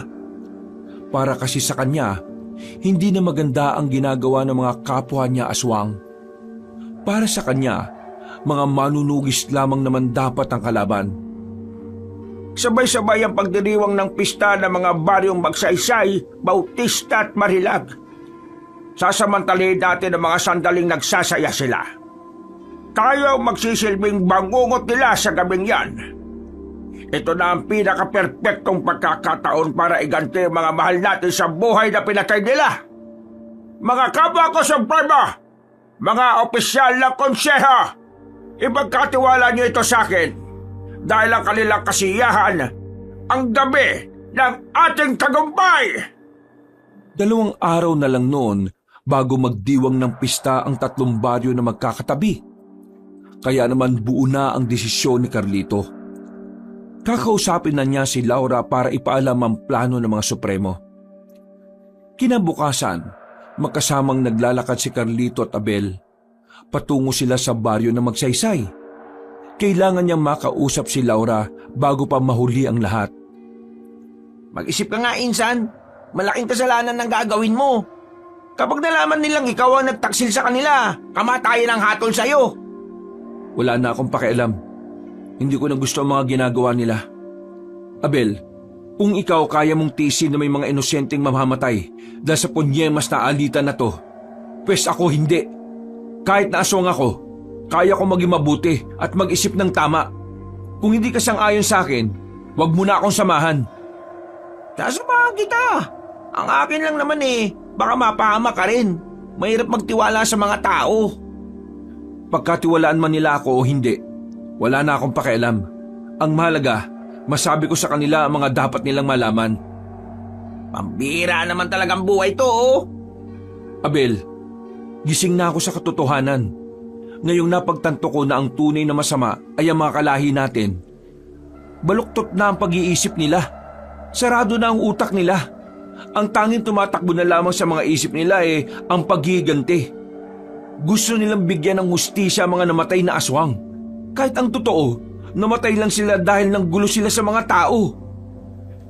Ganyan din ba ang pananaw mo sa pagkamatay ng mga magulang mo? Oo, namatay sila hindi para protektahan ako. Namatay sila kasi gusto nilang patayin ng mga taong tahimik na namumuhay noon. Puro kasamaan na ang ginagawa natin mga aswang Kaya maganda rin na kahit isa, merong gagawa na kabutihan. Baka man lang mapansin tayo ng Diyos ng mga tao at mapatawad niya tayo. Napapakamot na lamang sa ulo si Abel. Hindi na nito kayang pigilan pa ang kanyang pinsan. Kaya naman sinabayan na lamang niya ito ng maglakad. Makalipas lang ang halos mag-iisang oras, narating na rin nila ang baryo Magsaysay. Napatagal sila dahil may mangilang-ilang manunugi sa kagubatan. Suot-suot na nila ang singsing noon para hindi sila maramdaman ng langis. Dala rin ni Carlito ang mutya ng hunyango. Nang nasa tapat na sila ng baryo Magsaysay, laking pagtataka nila dahil walang tao sa bungad. Pagsilip nila sa loob, nakita nilang tila nakasarado ang lahat ng bahay. Nagdadalawang isip silang pumasok doon. Kaya naman gumilid na muna sila sa tabi. Nagtago sila sa mga halamanan. Mga ilang sandali lang, nakita niyang dumating na si Laura. May daladalang espada ang dalaga. Halatang katatapos lang nitong makipaglaban base sa sariwang dugo na nasa patalim. Kukunin ko si Laura. Siya lang ang kailangan natin makausap. Sandali, dali mo tong panyo na to. Nilagyan ko yan ng pampatulog. Mawawalan siya ng malay kapag naamoy niya yan. Tumango na lamang si Carlito. Kinuha niya ang panyo. Ginamit ni Carlito ang bilis niya bilang aswang, kaya bago pa makaharap si Laura, nakalapit na si Carlito. Tinakpan niya agad ang ilong ng dalaga gamit ang panyo. Wala pang 10 segundo ay nawalan na rin ito ng malay. Binuhat yun ng binata. Dinala nila ang dalaga sa kagubatan. Itinali nila yun pansamantala sa puno ng saging. Makalipas lang ang halos kalahating oras, nagkaroon na rin ng malay ang dalaga. Nagtataka si Laura kung ano ang nangyayari. Pinipilit nitong makawala pero masyadong maigpit ang pagkakatali sa kanya. Anong nangyayari? Bakit ako nakatali rito? Teka, di ba ikaw si Carlito? Bakit mo ko tinali rito? Kung iniisip mong may gagawin kaming kabastusan sa'yo, nagkakamali ka. Mas lalo nagkakamali ka kung iniisip mong sasaktan ka namin. Ang totoo, Kung hindi ninyo ako sasaktan, anong ibig nitong sabihin, ha? may gusto kaming sabihin sa'yo. Kinakailangan ka naming itali dahil hindi namin sigurado kung maiintindihan mo kami. Bakit? Mag-i-English ba kayo? English? Oo, English. Like this way I talk to you now. Alam namin ang English. Pero bakit kami mag-i-English? Sabog ka ba? Kanya siguro mga tao ano? Mga tao. Yun ang dahilan kung bakit ka namin tinali. Kasi hindi tayo magkatulad, Laura. Alam ko magugulat ka, pero kaming dalawa ay hindi tao. Ano kayo? Tae? Maganda ka eh, pero mabagal ka pala makaintindi. Laura, aswang kaming dalawa. Ha? Ako at ang pinsan ko. Mga aswang kami. Yung taong nagligtas nung nakaraan, ako yun. Ako ang nagligtas sa'yo laban sa mga gabunan na umatake sa perya. Ikaw yun? Teka, hindi magandang biro to Hindi ako natutuwa. Hindi kami nagbibiro. Hindi kami gagawa ng ganitong eksena kung walang kwentang sasabihin namin. Hindi ka namin biniyag ngayon para gawing pagkain. Kasi hindi ka naman mukhang masarap eh. Nandito kami para tulungan ka. Kayong mga tao. Mga aswang kami, pero kami ang mga aswang na mulat. Kapag sinabing mulat, kami ang mga aswang na iba ang pananaw kumpara sa mga pananaw ng mga kapwa namin na sanay na sa karahasan. Hindi ko alam kung matatawag kaming mabuti pero hindi kami masamang aswang. Ayaw na namin sa sistema. Ayaw na namin ng karahasan. Kaya ngayon, nandito kami sa harapan mo para sana makipagkasundo. Tutulungan namin kayong maiwasan ang binabalak ng mga angkan namin na pag-atake sa inyo. Paano ako maniniwala sa mga katulad ninyo? Mga aswang kayo. Isa pa, una pa lang niloko nyo na ako. Sinabi nyo hindi kayo naniniwala sa aswang pero aswang pala kayo. Malamang, gagawa kami ng dahilan para hindi mo malaman kung ano kami. Ikaw ba kapag pumunta ka sa baryo naming mga aswang, sasabihin mo kaagad na tao ka? Hindi, di ba? Makinig ka, Laura. Wala na tayong panahon. 2 araw mula ngayon, aatake na ang mga kalahi namin. Kasabay ng pista ng 3 baryo ang kabilugan ng buwan. Ang gabi na kung saan lahat ng aswang ay malalakas. Kung gusto mong maligtas sa mga tao, gumawa na kayo ng paraan para makapaganda o para makaiwas. Hindi pa rin ako nakukumbinsi. Kung talagang aswang ka, ipakita mo sa akin. Isus, ang titigas talaga ng ulo ng mga tao kahit na kailan eh. O sige, kung yan ang gusto mo, papakita ko sa'yo. Unti-unting binago ni Carlito ang kanyang itsura. Lumaki ng bahagya ang katawan nito. Nagkaroon din ito ng malapad na pakpak. Ganyan ang itsura ni Carlito kapag nakaanyong aswang. Para lang sa kaalaman mo, siya na ang pinakamalakas sa mga kaedad namin. Ibig sabihin, pwede na rin siyang maging supremo. Sa katunayan, kapag namatay ang lolo namin, siya dapat ang kapalit. Namangha at kinilabutan ng dalaga. Napangangan na lamang ito. Pero binalik naman na ni Carlito ang kanyang itsura sa dati. Makikipagtulungan kami. Kung kinakailangan na ilaglag namin ang lahat ng plano nila, sasabihin namin sa inyo. Bakit nyo ito ginagawa? Ang pagkakaalam ko, likas kayong masasama. Yung kasi ang itinatak sa isipan nyo. Bakit namin ito ginagawa? Simple lang. Gusto namin ng tahimik na buhay. Umaasa kami na magkakasundo ang tao at aswang. At kapag nangyari yon, saka pa lang kami magkakaroon ng payapang buhay. Kaya ikaw ang kinakausap namin at hindi ang pinsan mo. Kasi alam namin na mas malawak ang pangunawa mo kaysa sa kanya. At kaysa dun sa matandang si Tonyo. Laura, matutulungan ko kayo. Lalo na ngayon, meron akong mutya na gamit. Ikaw, may mutyang gamit? Imposible. Bakit imposible? Ang mutya ay pinagkakaloob lang sa tao na may busilak na puso. O di ba dapat matuwa ka? Kasi kahit hindi ako tao, may mutya ako. Ibig sabihin, nakitaan ako ng pagiging busilak ng kung sino man ang nagbigay sa akin ito. Anong klaseng mutya yan? Mutya ng hunyango. May kakayahan ako maging kakulay ang kadikit kong bagay. Dahilan para magmukha akong hindi nakikita. Bukod pa doon, mas naging doble ang pagiging sensitibo ng mga pandama ko. Mas kakaiba kumpara noong aswang ako at walang mutya. Ibig sabihin malakas ka? Malakas ka na bilang aswang, pero may mutya ka rin na nagpapalakas sa'yo? Siguro naman naniniwala ka na. Kumbinsido ka na bang hindi kami masamang aswang? Sige, naniniwala na ako.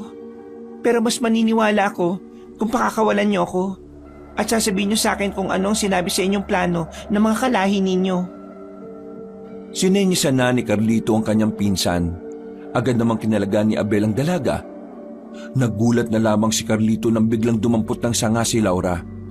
Itinutok ng dalaga ang sanga sa kanyang leeg.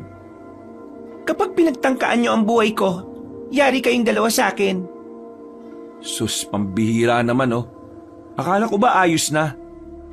Naniniguro lang. Hoy miss, kung gusto mong palagan si Carlito, mutya rin ang kailangan mo at hindi sanga ng puno. Sasabihin ko na ang lahat ng dapat mong malaman. Ikaw na lang ang bahala magsabi nito sa kanila. Tingin ko, kailangan niyo rin makaharap ang mga kasama ko, lalo na ang pinuno naming si Mang Tonyo. Wala na kaming oras. Kailangan namin makabalik kagad. Dahil kapag nakahalata sila, mabubulilyaso tayo. Kapag nalaman ng mga kalahi namin na nagtitimbre kami sa inyo, masisira ang magagawa niyong planong pag-iwas. Inaalala ko, baka isipin nilang patibong lang itong ginagawa ninyo. Kaya dapat makaharap niyo sila. Sige na, ako na sasama dito sa babaeng to. Ikaw na ang mas kailangan makabalik. Kapag wala ako sa atin, hindi naman mahalaga kay Lolo eh. Sumang-ayon si Carlito sa sinabi ng kanyang pinsan. Mga ilang sandali lang ay sinabi na rin niya ang detalye sa dalaga. Pagkatapos nito, naghiwalay na sila ng landas. Mag-isang umuwi ang binatang si Carlito. Sumama naman si Abel kay Laura. Kinakabahan si Carlito na makabalik na siya sa kanilang baryo. Mas lalong tumataas ang level ng kanyang kaba nang abutan niya si Mang Tibo at Aling Miray sa loob ng kanilang bahay. Para bang hinihintay din siya ng dalawang matanda. Bago siya pumasok ay nag-isip na kagad siya ng maaari niyang gawing dahilan. Saan ka galing? At bakit hindi ka nagpapaalam? Galing ako sa puntod ni Papa at Mama. Galing ka roon? Kadadalaw lang natin doon nung nakaraan. Hindi ka naman makakalapit sa puntod nila dahil nakakandado ang buong puntod. Nababalot ng bakal yon. Anong ginawa mo ron? Carlito, wag mo akong niloloko ha. Carlito, saan ka galing? Sa puntod nga po ni Mama at Papa. Nasa labas lang ako. Bigla ko lang kasi silang naalala. Bigla ko na lang naisip na papaano pala kung hindi sila namatay ng maaga. May magbabago kaya sa akin kung kasama ko sila ngayon? Nagkatinginan ng dalawang matanda. Agad namang nakaramdam ng awa si Aling Miray sa binata kahit di naman totoo ang pinagsasasabi nito. Ano ba ang mga sinasabi mo, Carlito? Nandito naman kami ng lolo mo para gabayan ka palagi. Carlito, siguraduhin mo lang na wala kang ginagawa na hindi ko gusto. Kasi kapag nalaman kong may ginagawa kang hindi maganda, hindi ako magdadalawang isip na parusahan ka, gaya ng ina ni Abel. Ina ni Abel na anak niyong dalawa. Anong sinabi mo? Totoo namang anak niyo siya, di ba? Ano gusto mong iparating? Wala po. Kapasok na po ako sa kwarto ko. Gusto ko na po magpahinga. Nakakuyumang kamao na matandang si Mang Tibo. Buti na lamang ay umalis na rin ang binata dahil baka sapakin pa siya ng kanyang lolo. Pagpasok niya sa kanyang kwarto, agad niyang kinuha ang mutya ng hunyango. Kumuha siya ng tali at ikinabit sa itim na perlas. Sinuot na niya yon sa kanyang leeg. Sa puntong ito, naisip niyang malaki ang may tutulong sa kanya ng mutyang yon, na sana tulungan siya ng mutya para maisagawa ang lahat ng kanyang ninanais. Para maghari ang kapayapaan sa pagitan ng mga tao at ng mga aswang. Sa kakaisip ng kung ano-ano, nakaramdam na rin ng antok ang binatang si Carlito. Tanghali na nang magising siya sa malakas na yugyug ni Abel sa kanya. Agad siyang napabangon at saka iritadong nagsalita. Ano ba? Yugyug ng yugyug eh. Lalim ng tulog mo. Parang hindi ka aswang Bakit ba? May problema ba? Ay, ano nga pala nangyari sa lakad mo? Ayos naman. Wala naman silang ginawang masama sa akin. Pero pakiramdam ko, hindi pa rin sila kumbinsido. Lalo na yung pinuno ng mga manunugis, yung si Mang Tonyo. Ang malaga, nagpakita ka sa kanila. Ngayon, intindi natin si Lolo Tibo. Tingin ko, naghinala siya sa akin. Magiging limitado lang ang galaw ko. Kaya wala na akong magagawa kundi gamitin ang kakayahan nitong mutya. Kailangan natin mag-ingat kay Lolo. Kapag nalaman niyang nagtataksil tayo sa lahat ng aswang, kamatayan agad ang ipapato niya sa atin. Baka siya pang mismong pumugot sa ulo natin Napabuntong hininga na lamang si Carlito. Aminadong kinakabahan pa rin sa mga maaaring mangyari. Pero para sa kanya, wala na siyang dahilan para umatras pa. Takong 12:00, lumabas sila ng bahay. Hinanap nila si Mang Tibo, pero hindi nila yun nakita. Kahit si Aling Miray, hindi na rin sinasabi kung nasaan ang lolo nila. Mahinala na si Carlito na ang matandang si Mang Tibo ay nasa konseho na naman. Bagay na sasamantalahin na naman ni Carlito para makipagkita kay Laura. Ayon kasi kay Abel, gusto siyang makausap ng pinuno ng mga manunugis. Tanghaling tapat, umalis sila ng kanilang baryo. Kampante silang walang nakakita sa kanila dahil ginamit nila ang mutya ng hunyango. Agad silang nakarating sa baryo na Magsaysay. Pinapasok naman agad sila nang sunduin sila ni Laura. Dinala sila ng dalaga sa bahay ni Mang Tonyo. Naroon din ng ilang opisyal na mga manunugis. Ang iba ay seryosong nakatingin sa kanya. Ang iba naman ay masama ang tingin na para siyang kakainin. Kagaya na lamang ng binatang si Isagani. Nasabi na sa akin ang pinsan mo, pero gusto rin kitang marinig magsalita. Hindi ko kasi nakala na isa ka palang aswang.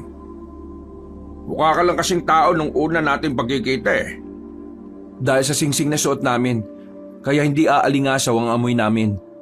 Kahit ang presensya namin bilang aswang hindi rin mararamdaman ng mga kagaya ninyo. Maging ang langis ng lana, hindi rin kukulo. Inimbento ito ng tatay ko na namatay sa labanan noon. Ang singsing na ito ay siguradong suot ng mga kalahay ko sa gabi ng pag-atake nila. Hindi nyo sila mararamdaman, kaya mabibigla na lang kayo sa mga mangyayari. Kaya naman, gusto ko na bukas ng gabi, sana'y umalis na kayo. Mas magandang wala na kayo dito bago sumapit ang umaga, bago magpista. Ganon din ang mga tao sa kabilang mga baryo. Hindi madali ang sinasabi mong lisanin ng mga baryo. Wala nang oras. Hindi rin papayag ang iba.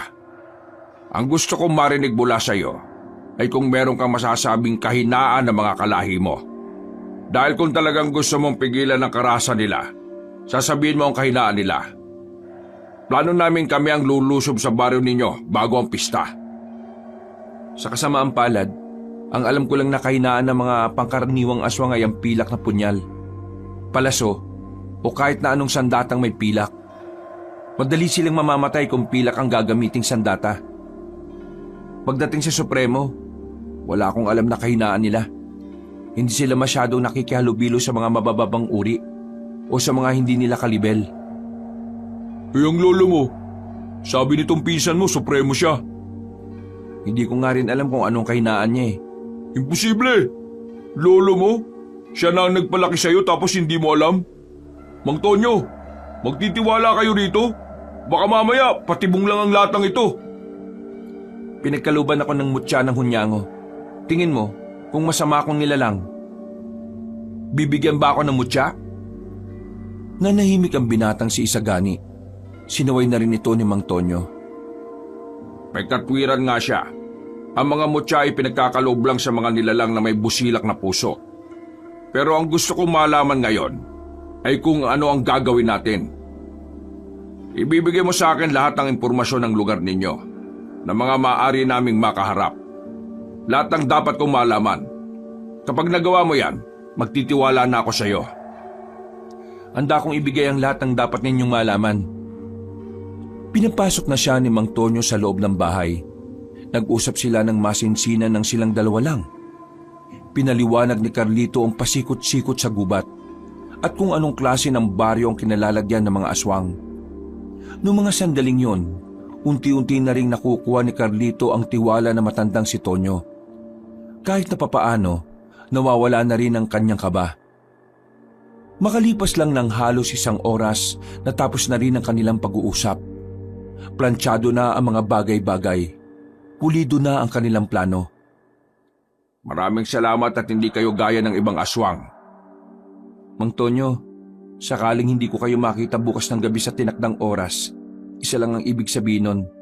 Nabihag ako ng sarili kong angkan. At kapag nangyari yon, mas maaga kayong lumusob.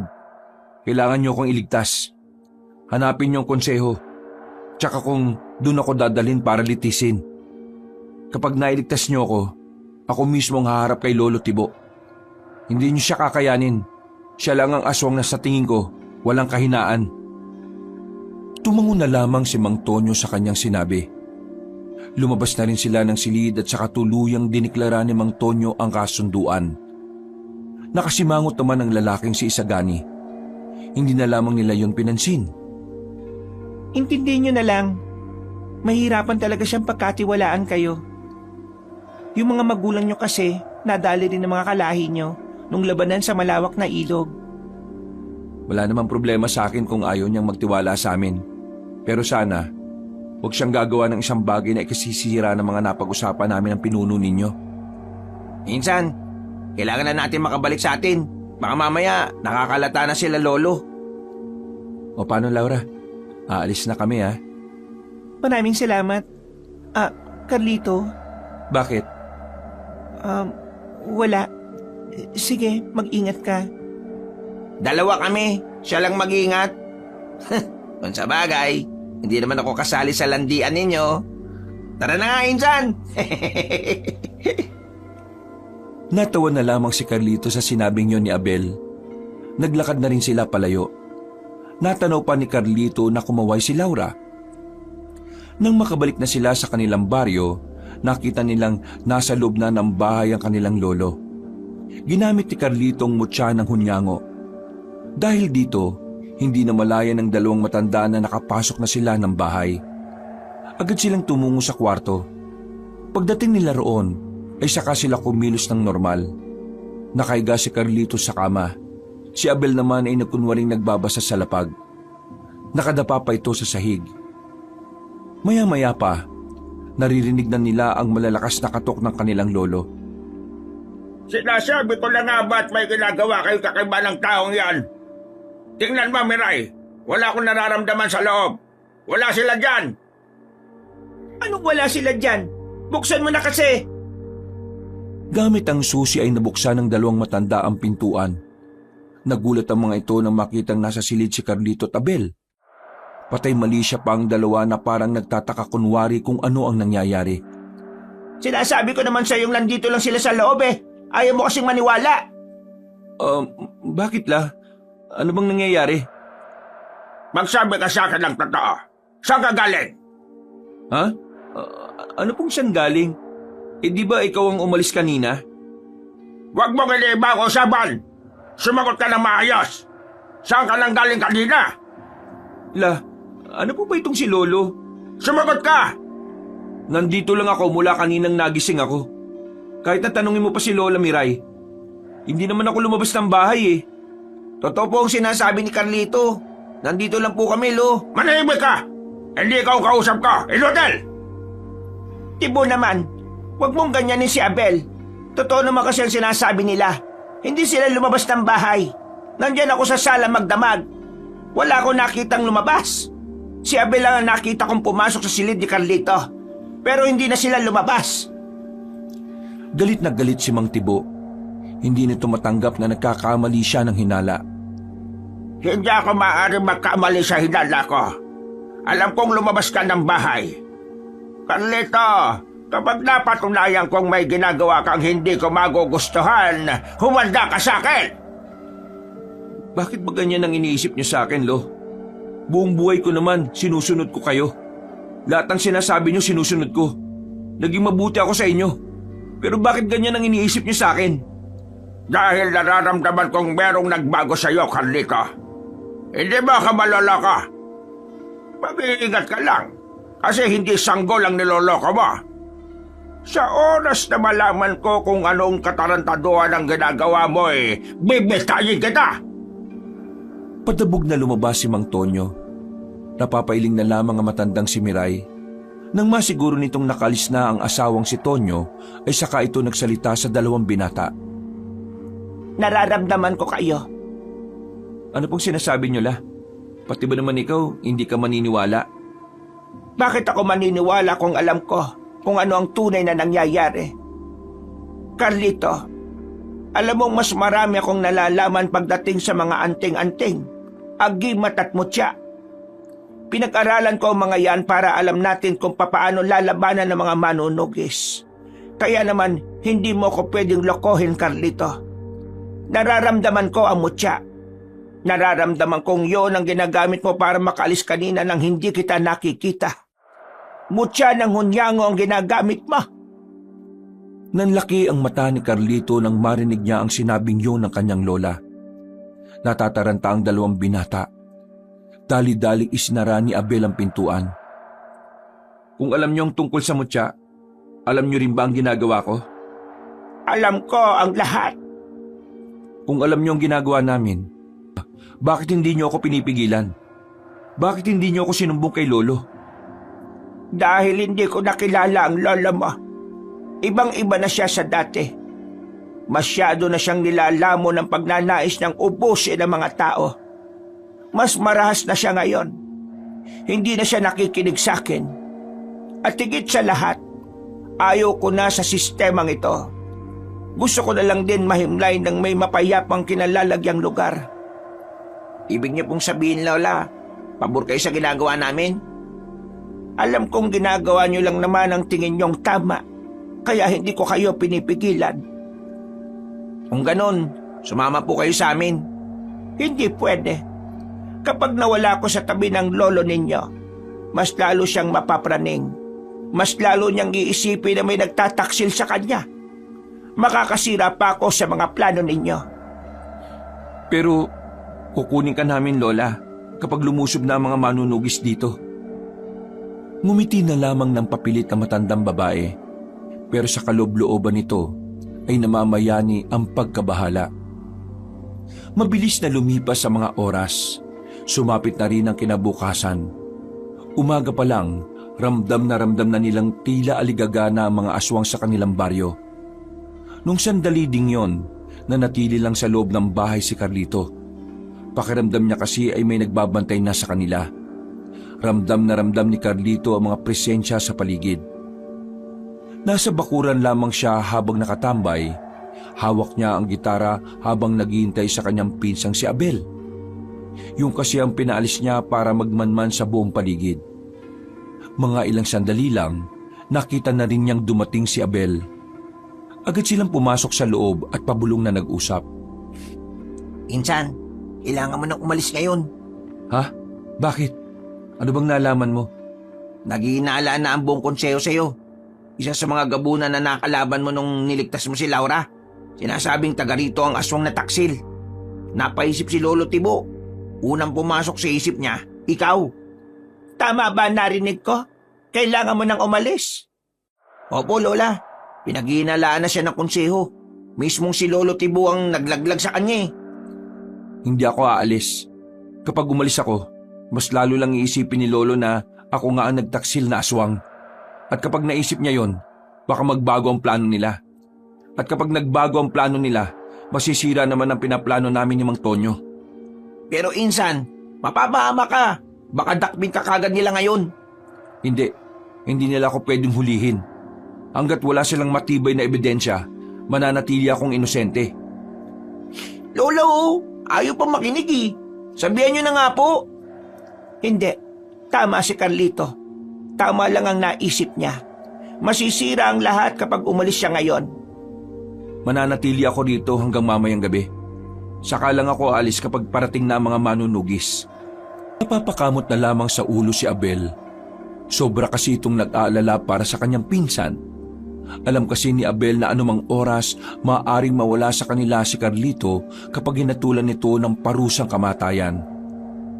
Lumipas sa mga sandali, wala namang nangyaring masama.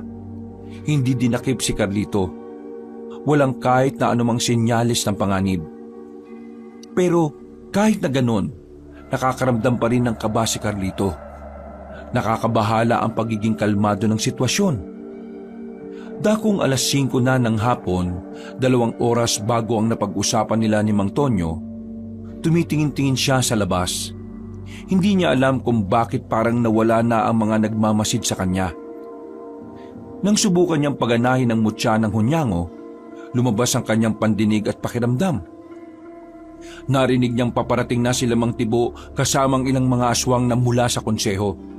Abel, umalis ka na rito. Abisuhan mo na kagad sila, Laura. Oh, bakit na naman?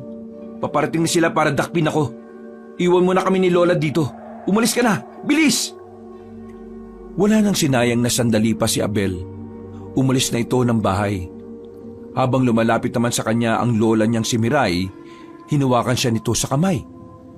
La, kailangan mo umaktong wala kang nalalaman ha. Ayaw kitang madamay. Huwag ka mag-alala, Apo. Susubukan kong kausapin ang lolo mo. Hindi na po kailangan. Tanggap ko na po ang mangyayari sa akin. Pero, La, magiging maayos lang ako.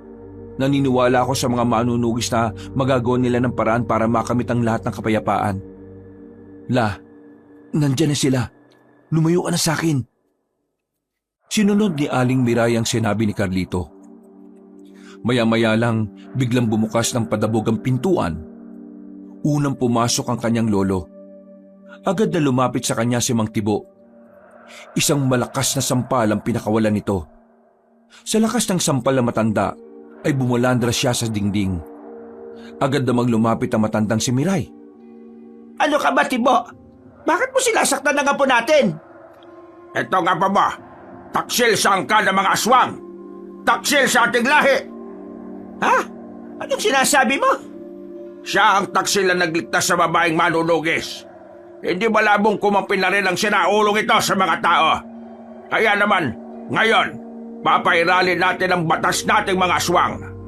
Wala akong pakialam kahit anak ka ng anak kong paborito. Wala akong pakialam kahit apo pa kita. Wala akong pakialam kung sino ang masasaktan. Dahil ngayon, bilang pinakamataas na supremo sa lahat, dinideklara ko na patawan ka ng pinakamataas na parusa, ang parusang kamatayan! Tibo naman, baka naman pwede nating idaan ito sa maayos na usapan. Apo natin yan. Hindi naman yan ibang aswang. Kapag batas ang usapan, walang pamilya, walang kaibig-kaibigan. Lahat susunod sa batas. Dahil ang batas ay ang pangalawang mataas bukod sa Panginoon natin. Sige na, kalagkarin na yan papunta sa konseho. Sabihan ang lahat ng mga aswang na merong isasagawang pagbitay ngayong gabi. Dakong alas 7. Kaya naman, gusto kong magtipon ng lahat. Wala nang nagawa pa si Aling Miray ng pwersahan ng ilabas si Carlito. Kinaladkad dito sa daan at pagdating ng konseho, dito na inilabas ni Mang Tibo ang galit nito sa sariling apo. Sa harap ng mga supremo, pinatikim niya si Carlito. Napakawalang hiya mga aswang! Wala kang utang na loob sa lahi mo na nagbuwis ng buhay para sa kapayapaan natin! Daxel! Ano? Ayan pa! Dumugo na ang ilong at bibig ni Carlito. Ramdam na ramdam nito ang mga sakit ng katawan niya. Kahit matanda na ang kanyang lolo, hindi maikakaila kung gaano ito kalakas. Ang mismong mga magulang mo, nagbuwis sila ng buhay para labanan ng mga tao. Tapos ngayon, ikaw, nakikipagmabutihan ka sa kanila. Wala kang kwenta. Nakakadismaya ka. Kung alam ko lang na magtataksel ka, hindi na sana kita binuhay doon. Hinayaan na lang sana kitang mamatay sa sakit. Mas mainam pang ang hinayaan niyo akong mamatay. Mas gugustuhin ko pang mawala kaysa tiisin ang bulok na sistema nating mga aswang. Anong sinabi mo? Hindi masasama ang mga tao. Tayo ang masasama. Lumalaban sila dahil gumagawa tayo ng kasamaan. Dinadamay natin ng mga walang kamalay-malay. Akala nyo ba hindi ko alam ang sikreto ng konsehong ito? Pumapatay kayo ng tao para gawing pagkain. Matagal yun na itong ginagawa. Ang mga pinapatay nyo ay yung mga taong inosente. Mga taong naglalakad pa uwi galing sa trabaho. Bigla nyo nga habulutin at papatayin? Sawang-sawa na ako sa ganitong sistema. Mulat na ako sa katotohanan na ang aswang talaga ang tunay na salot at hindi ang mga tao. Ang kapal ng mukha mo! Nagbago na ang kulay ng mata ni Mang Tibo. Galit na galit itong binugbog ang binata. Hanggang sa tuluyan na nga itong mapahiga. Wala kang alam sa mga sinakripisyo namin para lang manatiling buhay ang lahi natin. Isa ka lang bang karaniwang aswang na nakikinabang sa kapayapaan na kami ang dahilan? Hindi kapayapaan ang tawag dito.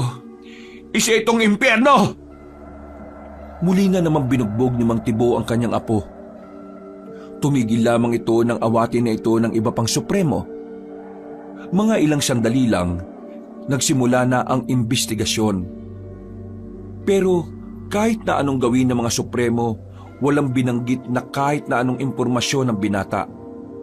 Lamog na ang katawan nito kakabugbog.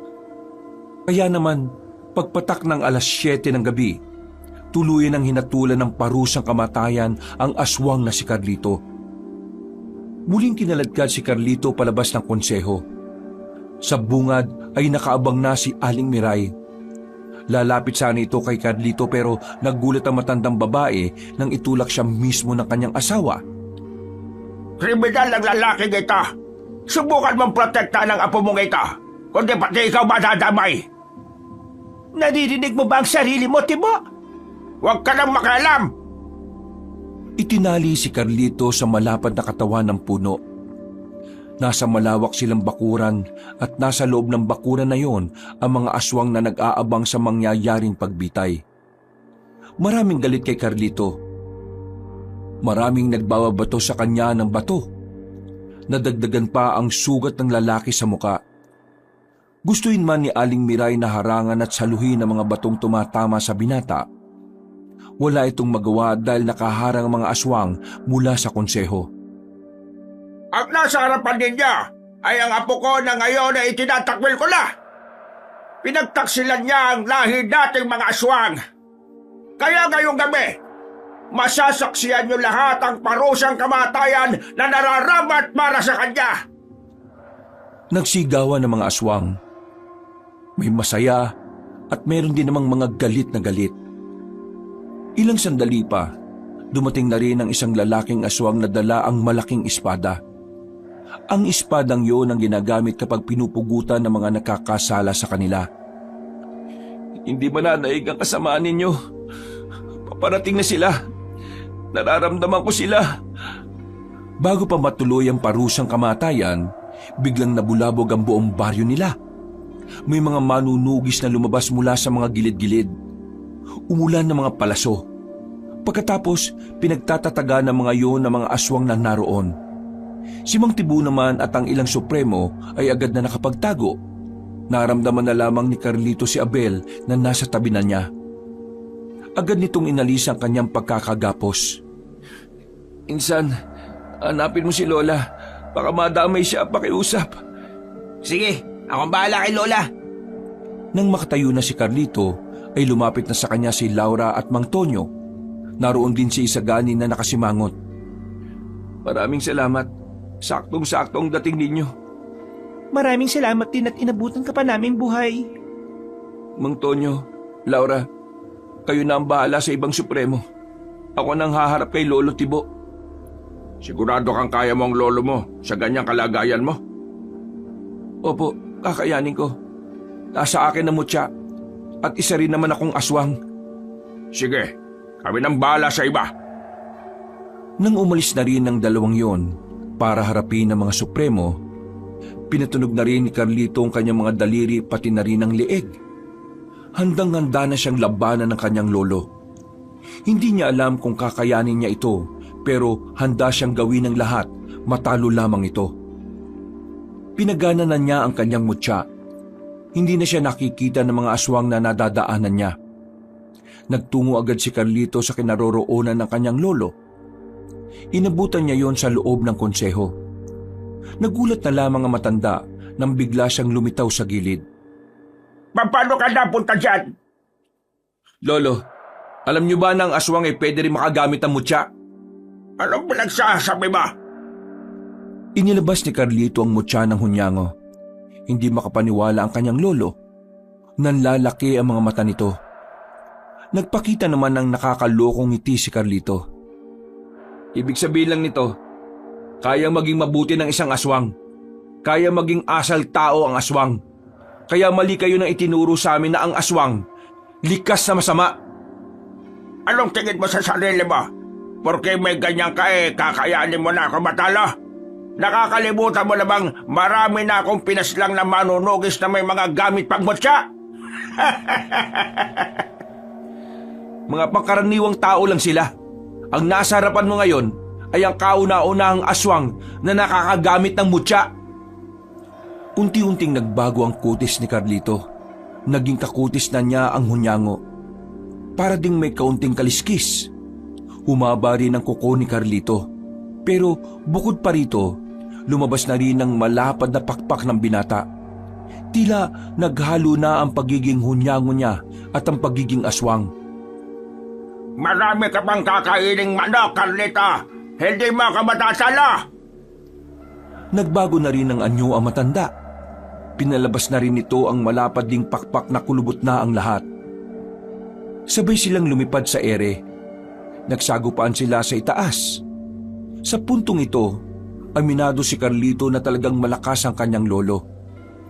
Sa unang pagtatapat, si Carlito ang bumagsak. Walang-wala ka pa sa karanasan ko, Carlito. Kaya mangarap ka na lang na mananalo ka sa laban na ito. Hindi pa nakakabangon si Carlito, bigla na lamang umatake ulit ang matanda. Sinubukan niyang makailag, pero hindi siya nagtagumpay.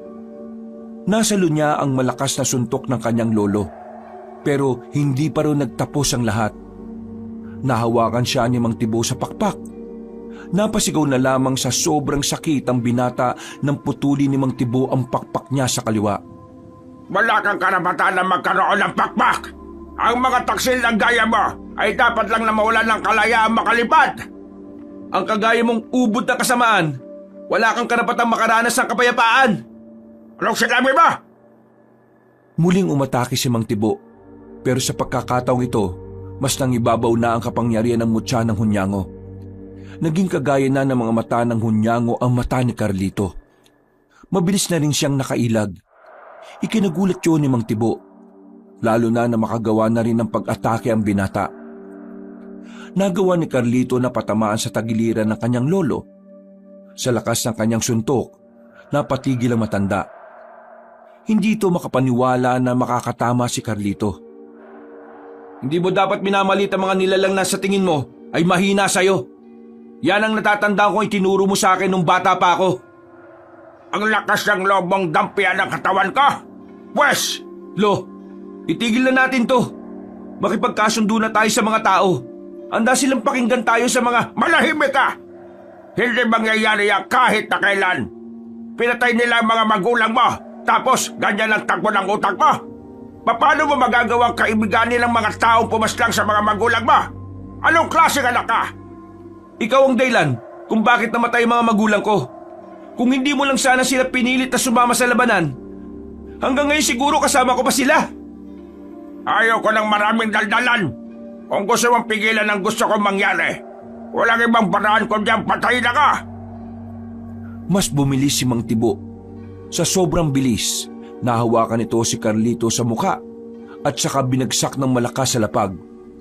Hindi pa ito nakontento. Pinagkakalmot nito si Carlito sa dibdib at sa tiyan. Nang makalayo na si Carlito, duguan na ang kanyang buong katawan. Pero hindi pa rin siya nakakaramdam ng kahit na anong takot o kaba. Sa puntong ito, buong buo na ang kanyang kalooban. Kahit na anong mangyari, hindi kita hayaang manalo. Ang lakas ng loob mong magsalita ng ganyan. Nakikita mo ba ang sarili mo? Wala ka nang kayang gawin. Kahit ang mutya na pinagyayabang mo, wala rin kwenta. Umataking muli ang matanda. Mas mahaba na ang kuko nito sa puntong ito. Handang-handa na si Mang Tibo na tapusin ang kanyang apo. Pero sa hindi inaasahang pagkakataon, bigla na lamang nagbago ang ihip ng hangin. Nagawang makailag ulit ni Carlito. Nahawakan niya ang pakpak ni Mang Tibo. Buong puwersa niyang binali ang 2 pakpak nito. At dahil sa kanyang ginawa, nakita niya ang biglang panghihina na matanda. Gumewang-gewang ito. Pero hindi pa nakontento si Carlito. Makailang ulit ang pinagsusuntok ang kanyang lolo hanggang sa tuluyan na itong mapahiga. Hindi na ito makabangon pa. Lolo Tibo, ayaw ko kayong mawala. Kahit na ano pa man ang nangyari sa atin ngayon, kayo pa rin ang lolo ko. Kaya sana, makisama kayo sa akin. Sumama na kayo sa pagbabago. Magsimula tayo ulit. Tumawa ng mahina ang matandang si Tibo. Hanggang sa ganoong kalagayan, wala pa ring mababakas na pagsisisi rito. Pagbabago? Marami ka pa talagang hindi alam sa tunay na buhay, Carlito. Hanggat may mabubuti ay laging may masasama. Habang pinapangarap ng iba ang kapayapaan, may mga buhay na dapat na mawala. Walang madaling tagumpay. Lahat kailangang may magbuwis ng buhay. Walang pagbabago sa mundong ito dahil ang liwanag at dilim kailanman ay hindi magiging isa. Nabuo sila sa mundong ito para kontrahin ang isa't isa. At yun ang kailanman ay hindi mo na mababago. Kakayanin niyo magbago kung gugustuhin niyo. Magsasayang ka lang ng laway mo. Dahil kahit anong sabihin mo, mananatiling buo ang pananaw ko. Sumuka na ng maraming dugo ang matanda. Paulit-ulit na itong umubo. Tumitirik na rin ang mga mata nito. Noong mga sandaling yon, inakala ni Carlito na mamamatay na ang kanyang lolo. Hindi na niya napigilan ng kanyang sarili na hindi mapaiyak. Alam niyang masasaktan din ang kanyang lolo sa oras na malaman na mawawala na si Mang Tibo. Pero wala nang magagawa pang binata. Batid din naman niya na ang pangyayaring yon ay kabayaran lang din sa lahat ng kasamaan ni Mang Tibo. Ganoon pa man, meron pa rin siyang sakit na nararamdaman. Kahit wala na siyang matandaan na may masaya silang alaala ni Mang Tibo, mahal niya pa rin na matanda. Lo, patawad. Dahil kailangan kong gawin to. Tuluyan ng hindi gumalaw ang matanda. Pagtalikod ni Carlito, biglang bumangon si Mang Tibo. Akmang sasaksakin na siya nito ng mahahabang kuko nang biglang may bumaon na palaso sa bandang ulo na matanda. Nakita na lamang ni Carlito si Isagani sa gilid. Napahagulgol na lamang si Carlito. Alam niyang tama lang naman ang ginawa ni Isagani. Kasi kung wala ito, baka siya pa ang namatay.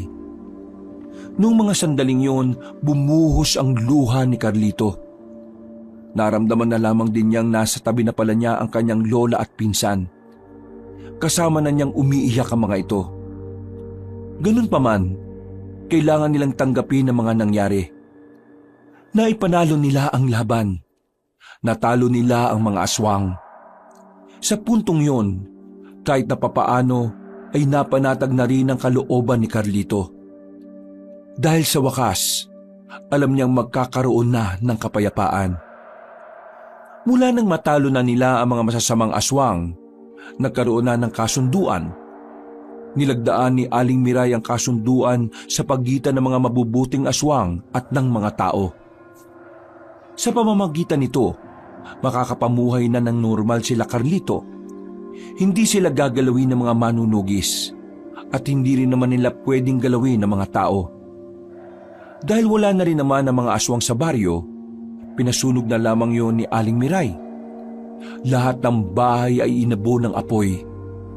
Habang silang maglola naman, mas pinili na lamang mamuhay sa malayo. Nagtungo sila ng Maynila. Doon nila naisimula ng kanilang buhay bilang mga aswang na mabubuti. Sinubukan nilang mamuhay ng normal. Hindi naging madali para kay Carlito na kalimutan ang mga nangyari. Pero dahil kasama niya si Aling Miray at Abel, kahit na papaano ay kinakaya niya ang bawat araw na dumadaan.